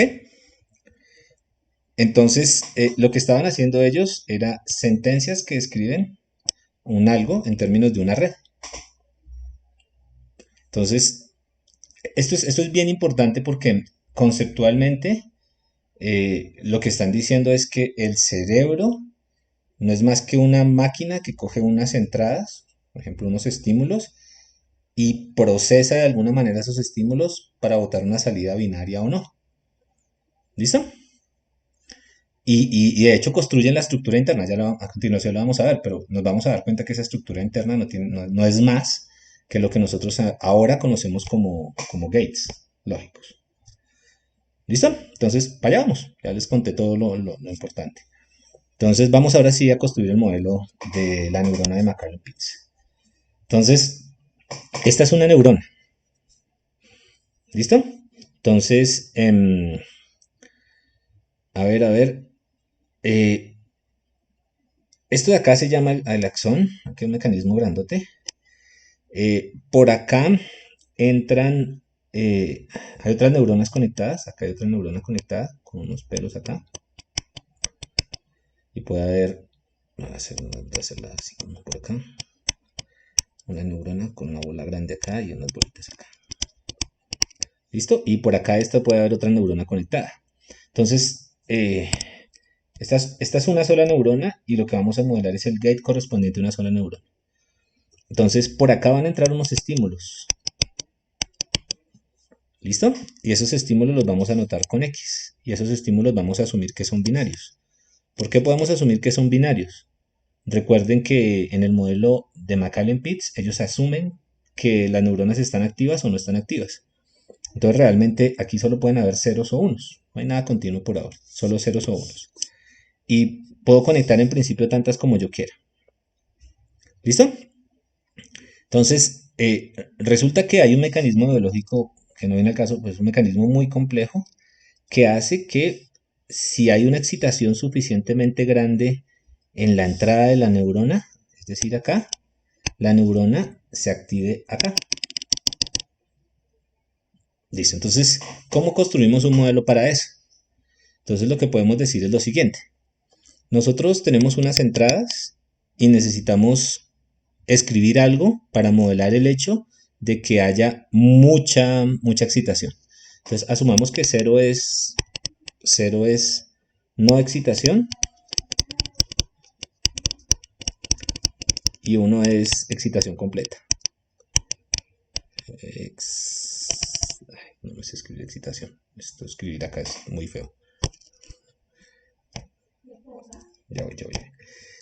Acá. Entonces el asunto ahí es, esto es no excitado y esto es sí excitado.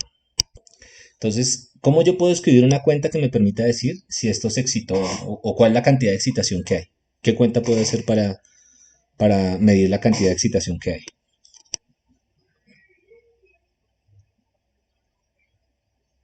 Es como una medida de probabilidad, algo así. Más sencillo que eso. ¿Cómo sé cuánta excitación hay? Si, por ejemplo, ustedes qué dicen, si esto es 0, 0, 0, ¿hay mucha excitación? ¿Le entra mucha excitación a esta cosa de acá? No. ¿Listo? Si esto es 1, 0, 0, ¿cuánta excitación 1, 0, 1, ¿cuánta excitación creen que hay? 2. Ok, y si esto es 1, 1, 1. 3. 3. Listo, entonces estamos construyendo un modelo, pilas. Esta es una simplificación de la realidad. Pero necesitamos una cuenta. Dígame. ¿Tengo una pregunta ahí? ¿No? ¿Sí? Necesitamos una cuenta que me diga cuánta excitación hay. Entonces una cuenta sencilla para decir cuánta excitación hay es esta. Yo sumo sobre el número de estímulos que le lleguen a la neurona. ¿Cuántos de estos son 1? ¿Cierto? Esta es una cuenta que me dice cuántos de estos son 1. Claro, si todos son 1, pues esta cuenta me va a dar muy grande. Si todos son 0, pues esta cuenta me va a dar 0. Si uno solo de esos está excitándose, pues esta cuenta me va a dar 1, ¿cierto? Entonces acá realmente lo que yo estoy haciendo es contando cuánta excitación hay. Ok, yo ya puedo contar de otra manera, pero así lo contó Macallen-Pitts. ¿Listo? Entonces asumen que el comportamiento de la excitación es un comportamiento lineal. ¿Ok? Listo. Entonces, resulta que las neuronas se excitan. Estos son comportamientos binarios, ¿cierto? Resulta que las neuronas se excitan. Ya sabemos qué es este pedazo de acá. Simplemente es una cuenta de cuánta excitación llega acá. ¿Listo? Entonces resulta que desde el punto de vista biológico ya se sabe que a partir de, y esto es importantísimo, un umbral de excitación, las neuronas se excitan. Pero en el modelo de Macallen-Pitts, se excitan significa que botan ¿cuánto? ¿Qué número? ¿Un qué? Un 1. Un 1, ¿cierto? Entonces, realmente lo que estamos diciendo es lo siguiente. ¿Dónde está? Acá. Lo que estamos diciendo es esto. Digamos, esta es la cantidad total de excitación. Y esta es la salida de esta neurona de acá. ¿Listo? Entonces lo que estamos diciendo es que no se excita, pero en algún momento existe un umbral para el cual esto se excita. ¿Ok? Entonces, este umbral lo podemos entender como un parámetro de la neurona. Hay neuronas diferentes, y como hay neuronas diferentes, uno podría pensar que no todas tienen el mismo parámetro de excitación. Entonces, este parámetro lo vamos a llamar B. Esta es una función que está acá, ¿no? Realmente es una función escalón, ¿no? Entonces, es 1 si esta cuenta g de x, que no es más que la suma de la cantidad de entradas que tenga, la cantidad de excitación que tenga, es mayor que un b, es decir, si estoy por acá, en este lado, pues yo digo me excito. Y si estoy por debajo, digo no me excito. ¿Listo? Entonces, es un modelo bastante sencillo. Un modelo donde yo voy a hacer unos supuestos. Voy a hacer el supuesto de que la cantidad de excitación que llega a la neurona es aditiva o es lineal. ¿Listo? Y voy a hacer otro supuesto que es fundamental, y es que la cantidad de activación que yo tengo tiene un comportamiento no lineal. Y esta palabra no lineal va a ser muy importante para nosotros. Ay, se volvió el borrador. Esta no linealidad va a ser muy importante para nosotros. ¿Por qué? Porque esencialmente va a ser la herramienta a través de la cual nosotros vamos a poder modelar comportamientos complejos. Ahorita vamos a ver por qué. Pero esta no linealidad no la pierdan de vista. Entonces, el modelo es muy, muy, muy, muy sencillo. Ok, listo. Entonces, hubieran podido construir un modelo diferente, yo sé. Una cosa que quiero que vean acá es que el modelo tiene como entradas unas variables que son ¿de qué tipo? Booleanas. Booleanas, binarias, y tiene unas variables de salida que son ¿de qué tipo? También, normal. También booleanas, ¿cierto? Eso quiere decir que lo que hay acá adentro, que es básicamente esto de acá, es una compuerta lógica. Listo. ¿Sí o no? Bueno, uno podría preguntarse, bueno, ¿y qué compuerta lógica es? Ok. Entonces, aquí cambia un poquito la notación, pero es lo mismo, este es nuestro E. Tenemos unas entradas que son binarias, tenemos este umbral de excitación, aquí, ¿listo? Entonces, antes de pasar un poquito, pensemos un poquito, si el umbral de excitación es bajito, quiere decir que ¿qué? Que cuando las entradas, por ejemplo, si el umbral de excitación es 0, quiere decir que si al menos una de las entradas es 1, la salida es ¿qué? 1 o 0. Hagan la cuenta. 1, ¿cierto? Sumo estas tres cosas de acá, ¿cuánto me da? 1. ¿1 es mayor que 0? Sí. ¿1 es mayor que 0? Una pregunta. Dígame. Sí, señor. Dígame. ¿Quién da ese B? ¿Ese B está condicionado por algo? Ajá, buena pregunta. Por ahora, buena pregunta. Por ahora asuma que nos lo dieron. Okay. Esa es una súper buena pregunta. O sea, ¿quién dio ese B? Nos lo dieron. Como cuando usted va al centro y compra cuando usted va al centro y compra un circuito. Se lo dieron. Acá. Esta cosa. Los va a marear. Entonces este B está dado, ¿listo? Acá. No. Acá. Borrar. Listo. Otra. ¿Qué pasa si este parámetro de umbral es 5? En este caso particular.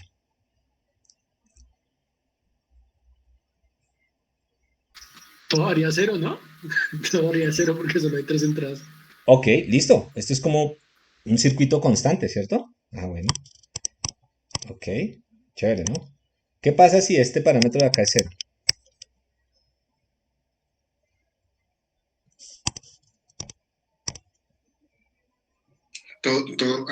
No, hay una que no pasa cuando todos van 0. Si todos dan 0, ¿cuánto valdría? Si todos dan 0, esto valdría 0, esto valdría 0. 0 es mayor que 0, sí, entonces daría 1. ¿Cierto? Sí, daría. Ok, listo. Entonces, la tenemos, ¿cierto? Ya sabemos cómo jugar con eso. Entonces, jugamos realmente aquí con este teta de acá y ese teta de ahí nos condiciona algún comportamiento. Ok. Entonces, por ejemplo, este de acá, ¿qué hace? Ya lo vamos a entender. Entonces, si x sub 1 vale 1, entonces esta cuenta de acá solo tiene una entrada, ¿no? Esto vale 1. Y si el b vale 0, 1 es mayor que 0. Aquí lo pusimos al revés, ¿no? Bueno, si el y vale 0, es que hagan caso omiso, pero esta cuenta que está rara. No, está bien. No, está rara. Listo. ¿Cuánto daría la salida de este circuito? Olvídense de esto si quieren. Ya lo podemos hacer sin tanto complique. si 1 es mayor que 0, ¿cuánto daría eso? Acá, ¿cierto? ¿Cuánto daría? ¿Cuál sería y? 1. 1. Ok, y si vale 0, 0 es menor que 0. No. 0 es mayor o igual que 0. ¿Daría qué? 1. 1. ¿Listo? Ok, listo.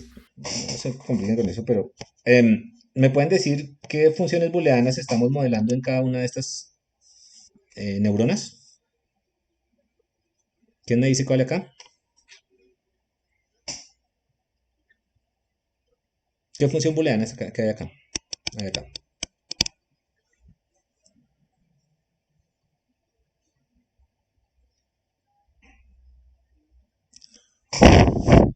Cuaderno y lápiz, ¿no?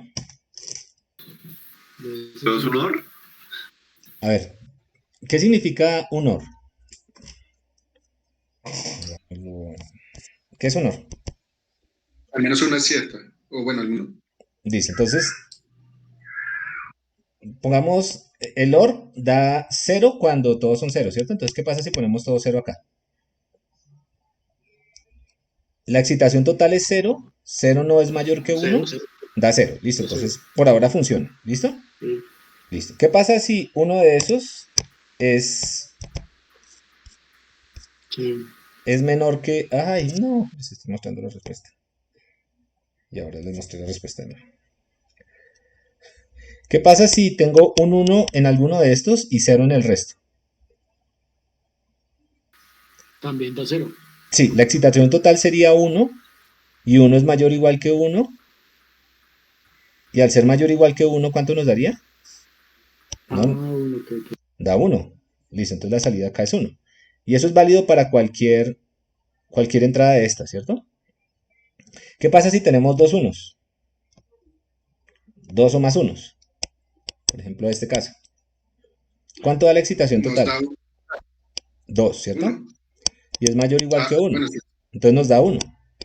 Entonces, si tenemos uno de esos, nos da 1. Y si tenemos más de un 1 en la entrada, nos da 1.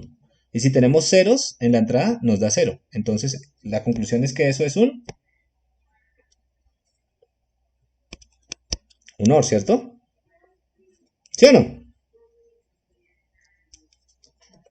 Ok. Creo que sí, ¿no? Porque...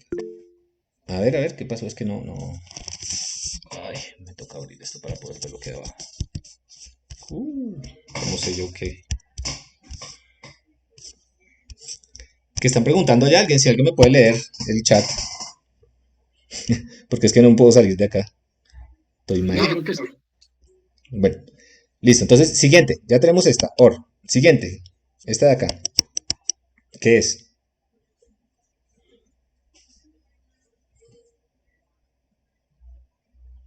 ¿Qué es? ¿Qué compuerta es? Es una AND. Un AND. Listo. A ver. Un AND. Listo. Entonces, ¿cuándo el AND da verdadero? Cuando los tres son verdaderos, ¿cierto?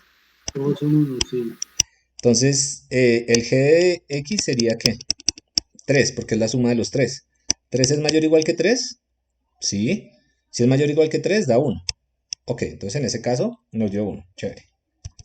Listo. ¿Qué pasa si al menos uno de esos es 0? Por ejemplo, este me dio 0. ¿Cuánto me daría el G de X? 2. ¿2 es mayor o igual que 3? No. Y como no es mayor o igual que 3, nos da a la salida un ¿qué? Un 0. ¿Listo? Entonces, la única forma para que nos dé un 1 es porque las tres entradas están prendidas. Y si las tres entradas están prendidas, entonces, pues nos da 1. Si las tres entradas son 0, pues no alcanza el nivel de umbral, no se excita y nos daría 0. Entonces, efectivamente, ¿es un qué? ¿Qué compuerta es? AND. Un AND. Va a morir porque se devuelve. Listo. Siguiente compuerta, ¿qué es?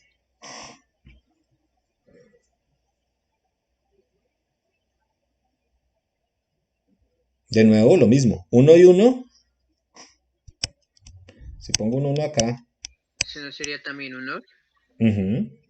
Y en esta de acá, un OR, sí. Y en esta de acá, en la última. En la De última, ¿qué pronto un tenemos? NOT. ¿Un qué? ¿NOT? A ver, ¿será que un not? Not, pero not solo es para una entrada. Un AND, ¿cierto? Entonces, esto es simplemente para ilustrar que lo podemos hacer para 3 entradas o para 2 entradas, pues igual nos sirve. Pero lo que tenemos acá son compuertas lógicas, ¿listo? Entonces veámoslo acá, aquí tenemos acá un OR, ya lo tenemos. Entonces, vamos a ver algo que nos puede servir y es bastante interesante, ¿listo? Entonces, nosotros podemos construir algo parecido a esto de acá, o esto mismo, que es una representación gráfica de lo que está pasando en este modelito de acá. Entonces, miren esto de acá. Vamos a poner en este esquemita de acá, vamos a hacer un poquito más grande si se puede, ahora sí, mejor más grande. Odio esto. Acá. ¿Qué tenemos en este cuadradito? Eso es un cubito, ¿no? Y tenemos todas las posibles combinaciones de los binarios. Entonces tenemos en ese cubito. Esta cosa no me deja. Odio esto. Lo voy a escribir lo voy a pasar a otra cosa más decente. Tenemos el 00, el 01, el 11 y el 01. En ese cubito, en todo el mundo del cubito, tenemos todas las posibles combinaciones de entradas. ¿Listo? Entonces, lo que nosotros estamos haciendo es realmente describiendo un planito, ¿no? Entonces, ¿cómo era nuestra regla? Nosotros sumábamos x1, ay, Dios mío, x1 más x sub 2, ¿cierto? Y lo que hacíamos era, por ejemplo, verificar si esto era mayor o igual que 1. Esto es lo que está pasando por detrás. Y si es mayor o igual que 1, bota un 1. Y si es menor o igual que 1, bota un 0. De hecho, esto lo puedo escribir de una manera un poquitín distinta. O sea, yo podría decir, esto de acá realmente es el lado de un plano, uno de los semiespacios asociados a ese plano, y ese plano es este de acá. ¿Listo? Entonces, ¿eso para qué me sirve? Eso me sirve para poder tener una representación geométrica del plano que está haciendo, o de la función que realmente está haciendo el truco de la clasificación. Entonces, aquí ustedes ven las 4 esquinitas. Esta esquina de acá, esta esquina de acá, esta esquina de acá, esta esquina de acá. Y aquí lo que tienen es una línea recta correspondiente al plano. ¿Quién determina la línea recta? Pues la determina el parámetro θ o b. ¿Listo? Entonces, en este caso, la línea recta está separando dos partes del espacio. La parte de arriba, es donde está la manito, y la parte de abajo. ¿Listo? Entonces, ¿qué pasa si nosotros evaluamos 1, 1 en este plano, en este plano de acá, en esta función de acá? Si evaluamos 1, 1, volvamos a hacer la cuenta, 1 más 1, 2, 2 es mayor que 1, entonces este lado de acá sería todo completamente positivo. Por otro lado, este lado de acá sería todo completamente negativo. 0 más 0, 0. 0 es menor que 1, sí, como es menor que 1, entonces lo podemos pintar negativo. ¿Listo? Entonces por ahora no le vamos a poner colores, pero simplemente es para que ustedes piensen que esta cosa de acá también tiene una representación un poco más gráfica. ¿Qué tenemos acá? Todas las posibles entradas. ¿Qué tenemos acá? La regla que nos asigna la salida. ¿Listo? Entonces, básicamente esos son un par de planos ahí, un plano que nos dice cómo nosotros vamos a clasificar. Entonces, por ejemplo, todo lo que esté sobre la línea recta, ¿cómo se va a clasificar? ¿Como 0 o como 1?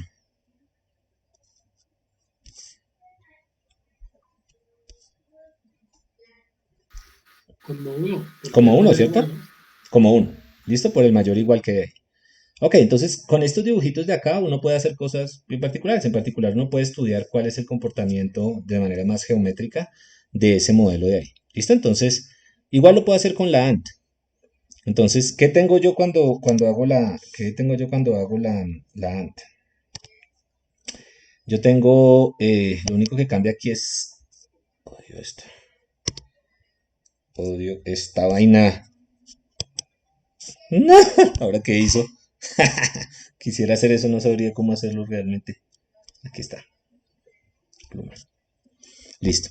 Cuando yo tengo una A, realmente tengo esta descripción, pero esta descripción está dada ¿por qué? Por esta línea de acá, por esta línea recta, que es esta línea recta que voy a pintar acá.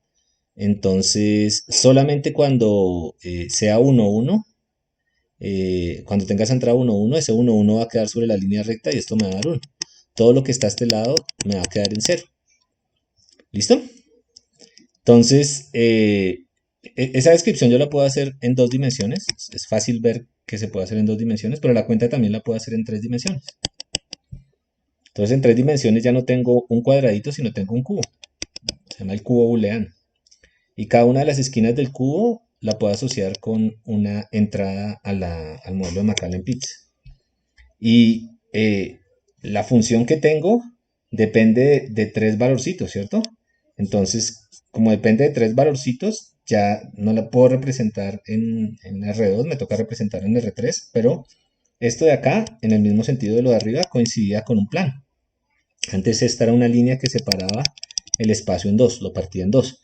Ahora, como estoy en 3 dimensiones, pues voy a hablar es un plano que va a separar, pero la idea es la misma. El plano va a coger esa torta y la va a partir en 2 lados. Un lado que va a ser positivo, un lado que va a ser negativo. ¿Listo? Entonces, esta es una interpretación diferente, un poco más geométrica de lo que está haciendo la red la neurona de Maclaurin-Pitts. ¿Listo? Y estas cuentas pues son fáciles de sacar, ¿no? Esto no tiene ningún misterio. Después vamos a utilizar esto, pero hay cosas bien curiosas, por ejemplo, y es que, por ejemplo, uno puede, estaba revisando cosas, al final no las incluí, uno puede entender la red de Maclaurin-Pitts utilizando esta representación de acá, y sobre eso, por ejemplo, puede hacer algo que se llama la transformada de Fourier de funciones binarias. Y hay un montón de propiedades que uno puede probar, pero pues no las vamos a probar acá. ¿Entendido esto? Lo que no quiero que pierdan de vista es lo que hace el modelito de Maclaurin-Pitts. Lo que hace el modelo de Maclaurin-Pitts es un modelo que depende de un parámetro B que le permite a uno modelar, valga la redundancia. Una sola de estas neuronas le permite modelar diferentes compuertas. Miren la tautología acá. La tautología es simplemente decir todo lo que esté de aquí para allá va a ser 1, pero de aquí para allá van a estar todas las posibles entradas. Entonces, para cualquier entrada, yo siempre voy a tener una salida de 1. ¿Listo? Ok, bueno. Tarea, ya. ¿Cuánto nos queda? Modélenme ese, con una neurona de Maclaurin-Pitts, modélenme esa compuerta, por favor.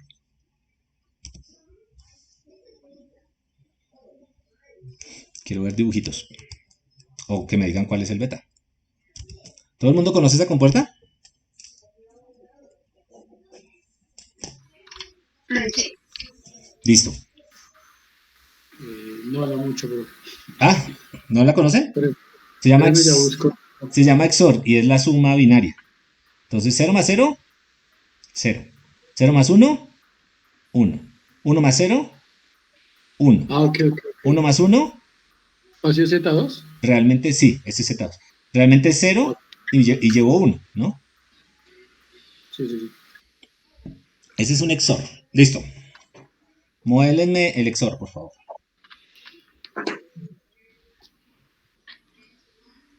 Ah, bueno, les voy a dejar acá. Entonces, el XOR es 1, sí, solo sí. Solo en el caso de que uno sea 1 y en el resto sean ceros o algo así. ¿Lo tienen? ¿Quién la tiene?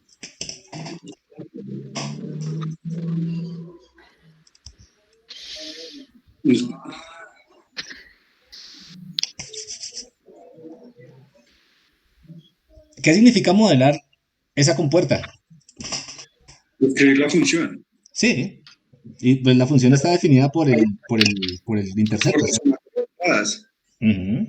Sería que si la sumatoria de entradas es igual a 1, de 1. Si da otra cosa, de 0. Bueno, pero yo quiero la red de Macaulay-Pitts que modela XOR. Ok.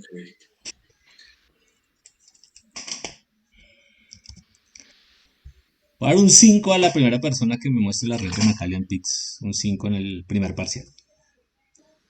Que me muestre. Estoy súper botado. 5 para la primera persona que me muestre que el modelo de Macaulay, la red de Macaulay, no, la neurona de Macaulay-Pitts, que modela un XOR. Pero fue una pregunta, o sea, con el diagrama que vimos, es que no entiendo por qué, bueno, en la última parte de la tablita, digamos, Sí. cuando tuviéramos el 1 y el 1, pues ya habría pasado ese umbral. Entonces, pues, o sea, no veo ahí como... ¿Nadie se va a ganar el 5, me dice usted? ¿Qué me está diciendo usted que...? Pregunta, ¿profesor lo puede tener dos entradas? Sí. Ok. Y puede ser composición de dos funciones diferentes, ¿no? Sí. Ok. Creo que sí, no le entendí la pregunta, pero digamos que sí. Ese sí, lo que pasa es que se supone que ves son las entradas del modelo. Sí. Pero en este caso aparecen dos. Y en el Son solo momento dos que entradas, sí. Es este modelito. Yo quiero que así como modelamos estas de acá, me modelen el XOR. Un XOR de 2 entradas. Fácil. Porque son solo 2 entradas y ustedes ya son unos maestros en el modelo de Macaulay-Pitts. Pero yo creo que deberíamos escuchar al compañero que nos acabó de hablar antes de usted. ¿Qué nos dijo, compañero? Vuélvanos a decir. Pues es que cuando ya hayamos, o sea, cuando ya lleguemos a la última tablita, que es el 1 más 1, ya habremos pasado el umbral, o sea, independientemente no podemos volver al 0, o sea, no veo cómo se puede volver a ese 0, porque ya en un punto habremos pasado el umbral ¿Y eso para la última. ¿Y eso qué implica? Pues es que, o sea, yo lo pienso como una función escalonada, pero tiene solo dos partes, no es como si yo tuviera una función escalonada que fuera... Bueno, ayúdeme usted. Yo empezara desde 0, luego a 1 y luego volviera a 0, o sea, eso no veo cómo se puede. Tenaz, ¿no? Pues vamos a ver si se puede o no. A ver, usemos la representación anterior. ¿Qué cosa hay acá? 0, 0. ¿Qué cosa hay acá? 1, 0. El cubo blanco. Dígame. Una cuadrática. Una montañita de abajo. ¿No? No. Sería como dos por ahora rectas. ahora estoy poniendo como las entradas. ¿Todo el mundo ve el cubo? Sí. Ahora, ¿yo qué necesito en el XOR? 0, 0, Pues, me dé 0. sí, o sea, a mí se me ocurre es como hacer dos rectas o algo así. 0, 1, no, pero no porque Macaulay-Pitts se ponen bravos. Porque el modelo de Macaulay-Pitts, la neurona dice, bueno, 0, 1 lo voy a pintar en negrito para indicar que es un 1. Y 1, 0 lo voy a pintar en negrito para indicar que es un 1. O sea, es exactamente ahí el modelo que estamos trabajando. Sí o sí tendría que tener punto negrito en el 1, 1. No. ¿Qué dicen? ¿Que sí o que no? ¿Realmente cuál es el modelo? Habíamos dicho que el modelo era una cosa que es de la forma x1 más x2 igual a un b. Ok, listo. Y a veces yo lo uso, o sea, mayor igual que b, de hecho. Una cosa así. ¿Listo? Entonces, el asunto aquí es... El asunto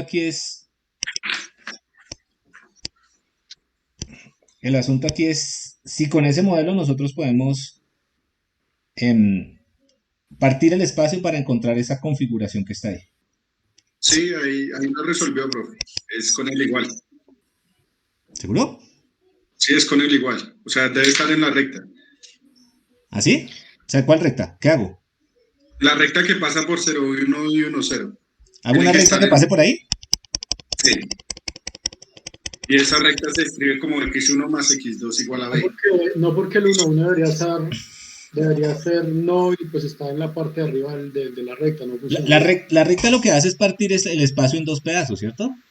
Sí Entonces, o no. por ejemplo, este Pero es pues, positivo y este sí, es negativo. pero podría también partirlo en estar en la recta o estar fuera de la recta. Pero eso no fue lo que dijo Pitts. Pitts dijo que esto era mayor o igual o que esto era menor. Es decir, partió el espacio en dos. Eso es lo que hace el modelo de Pitts. Pitts dice, este es el espacio. Yo trazo una línea recta. A esto le voy a poner 1 y al resto 0. Bueno, o puedo trazar otra línea recta. A esto le voy a poner 1 y al resto 0. Él no dijo, a esto le voy a poner 1 y al resto 0. No, él no dijo eso. Mm, ¿Cierto? ¿Estamos? sí. O Si él no sea, hay dijo que eso. partir por regiones. No. Por regiones de las dimensiones. ¿Dónde está el problema? ¿Por qué? O sea, la respuesta fue la que dijo el compañero realmente. No se puede. O sea, la respuesta no se puede, pero ¿por qué no se puede? ¿Dónde está el problema? Es que no se puede simplemente por el dibujito que acabé de hacer. No se puede porque cuadren como ustedes cuadren, hay algo. ¿Dónde? Es la pregunta. Hay algo que está pasando que no me deja partir el espacio como yo quiero. ¿Cómo se llama ese problema? ¿Todo el mundo ve el problema? ¿Alguien no lo ve? Necesito que todo el mundo lo vea porque esto es fundamental. ¿Quién no lo ve todavía? ¿David lo ve? Sí, pues es que no sé cómo llamarlo, pero pues es que siempre que uno parte por una recta, eso siempre le va a incluir uno que sí debería estar y uno que no. Pero Sí. pues no sé cómo Qué llamarlo. feo eso, ¿no? Eso de hecho es una... Le vamos a poner nombre para que no se vayan tan tristes. Ese nombre es no linealidad. O sea, los datos son no lineales. La función, esta es la función que yo quiero aproximar. Volvamos rebobinemos un poco. Yo estaba hablando de una función y estaba hablando de un modelito. Ese modelo es como una formulita que me explica el comportamiento. Pero en este caso, la fórmula que yo tengo no es suficiente para explicar este comportamiento que esencialmente es un comportamiento no lineal. ¿Por qué es un comportamiento no lineal? Es la pregunta. ¿O todo el mundo ve la no linealidad? En el dibujito que teníamos antes,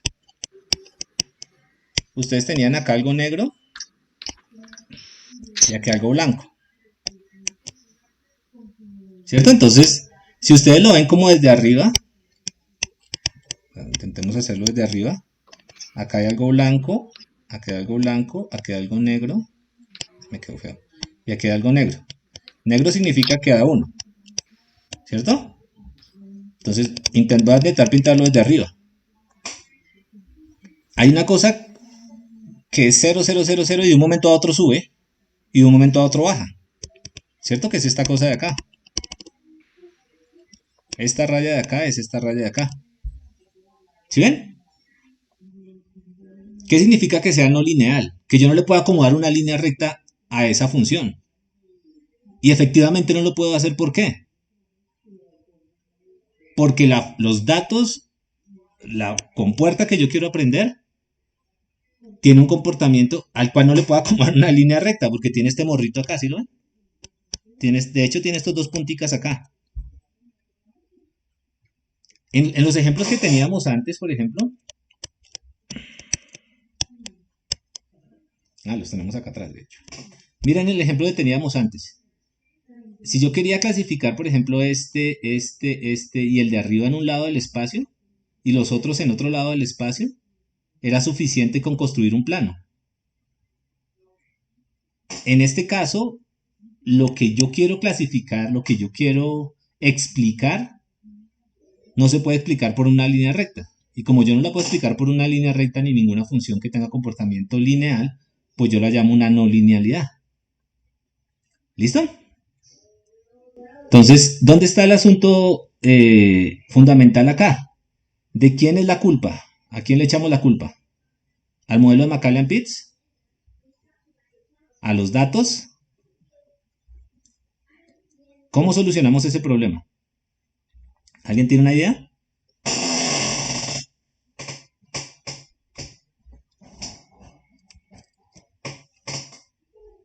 Yo no sé si soy solo, está bien. Dígame. ¿No se ve? Igual ya queda Como lo pierdo. Joder. Bueno, igual ya queda un minuto. ¿Cómo solucionamos ese problema? Es una tarea que se van a llevar para la siguiente clase. Y les voy a dar una pista. Piensen esto como... bueno, para la solución les voy a dejar que usen más de una neurona. ¿Señor? ¿Qué pasó? No los escucho. ¿Me escuchan ahí? Yo tampoco lo escucho bien, digamos. ¿Ahí me escucha mejor? Sí, mucho mejor. Ah, bueno. Entonces, les estaba diciendo que piensen en una solución para esto. Lo que acabamos de mostrar es que no, la neurona de Macaulay-Pitts no puede aproximar comportamientos no lineales.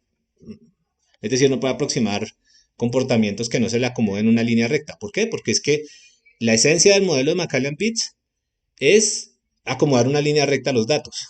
¿Listo? Ok, bien. La pregunta es, bueno, si no puedo acomodar una línea recta, ¿cómo podría utilizar el modelo de neurona para poder resolver este problema? Y les voy a dar el truco. El truco es conectar una neurona con otras neuronas. Entonces, me gustaría que me trajeran un diseño, o sea, que como conectaran estas bolitas de acá con otras bolitas de acá, de tal manera que pudiesen solucionar este problema. Este problema no se puede solucionar con una sola neurona, ya vimos por qué, pero se puede solucionar con más de una neurona. Entonces, para la siguiente clase, espero que traigan un dibujito mostrándome cómo es la arquitectura de la red, es decir, conectar varias de esas neuronitas, obviamente con sus pesos, de tal manera que pueda tener un XOR. ¿Listo? ¿Entendido cuál es la tarea? ¿Sí entendieron o no? Es importante que entiendan. Entonces, ¿cuál es el truco? Que les voy a dejar usar más de una de estas. Entonces las van a poder conectar. Entonces van a poder decir la salida de esta va a ser la entrada de esta. ¿Ok? Listo. Entonces, solo tenemos 2 entradas, ¿verdad? Sí. Sí, tienen 2 entradas. Pero esas 2 entradas las pueden conectar de cualquier manera a las neuronas que tengan. O sea, pues si tienen más de 2 cajitas de estas, piensen como en circuitos. Cuando uno hace... Sí, como en circuitos. Piensen en eso y la van a sacar. ¿Listo? Ok, listo. Listo. Si piensan en circuitos, uno puede construir un XOR utilizando circuitos solamente. O sea, utilizando circuitos más básicos. De hecho, ahí está el truco. ¿Ok? Listo. Bueno, entonces ya va a parar la grabación. David dice que más o menos. Entonces, échese una leída, David, o los que quieran, los que no conozcan de circuitos, o la gente de matemáticas que nunca ha visto eso, de circuitos digitales, diseño de circuitos digitales. Los 2 primeros capítulos de cualquier libro. Y ahí le enseñan a uno cómo hacer un circuito digital no es más que una función booleana. Cómo hacer esas funciones booleanas. ¿Listo? Y si no quiere hacer eso, entonces piensen que piensen que va a conectar, que ahora le voy a dejar conectar varias de estas bolitas una detrás de la otra.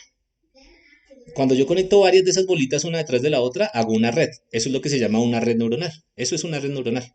¿Listo? Entonces van a hacer su primera red neuronal. Esa es la tarea. Una duda con respecto a eso. No puedo unir las neuronas a los datos iniciales, sino neuronas solo con neuronas. Neuronas solo con neuronas. Obviamente algunas neuronas se alimentan de datos iniciales. Sí, esa es la idea. O sea, yo puedo conectar los mismos datos iniciales a más de una neurona. Sí.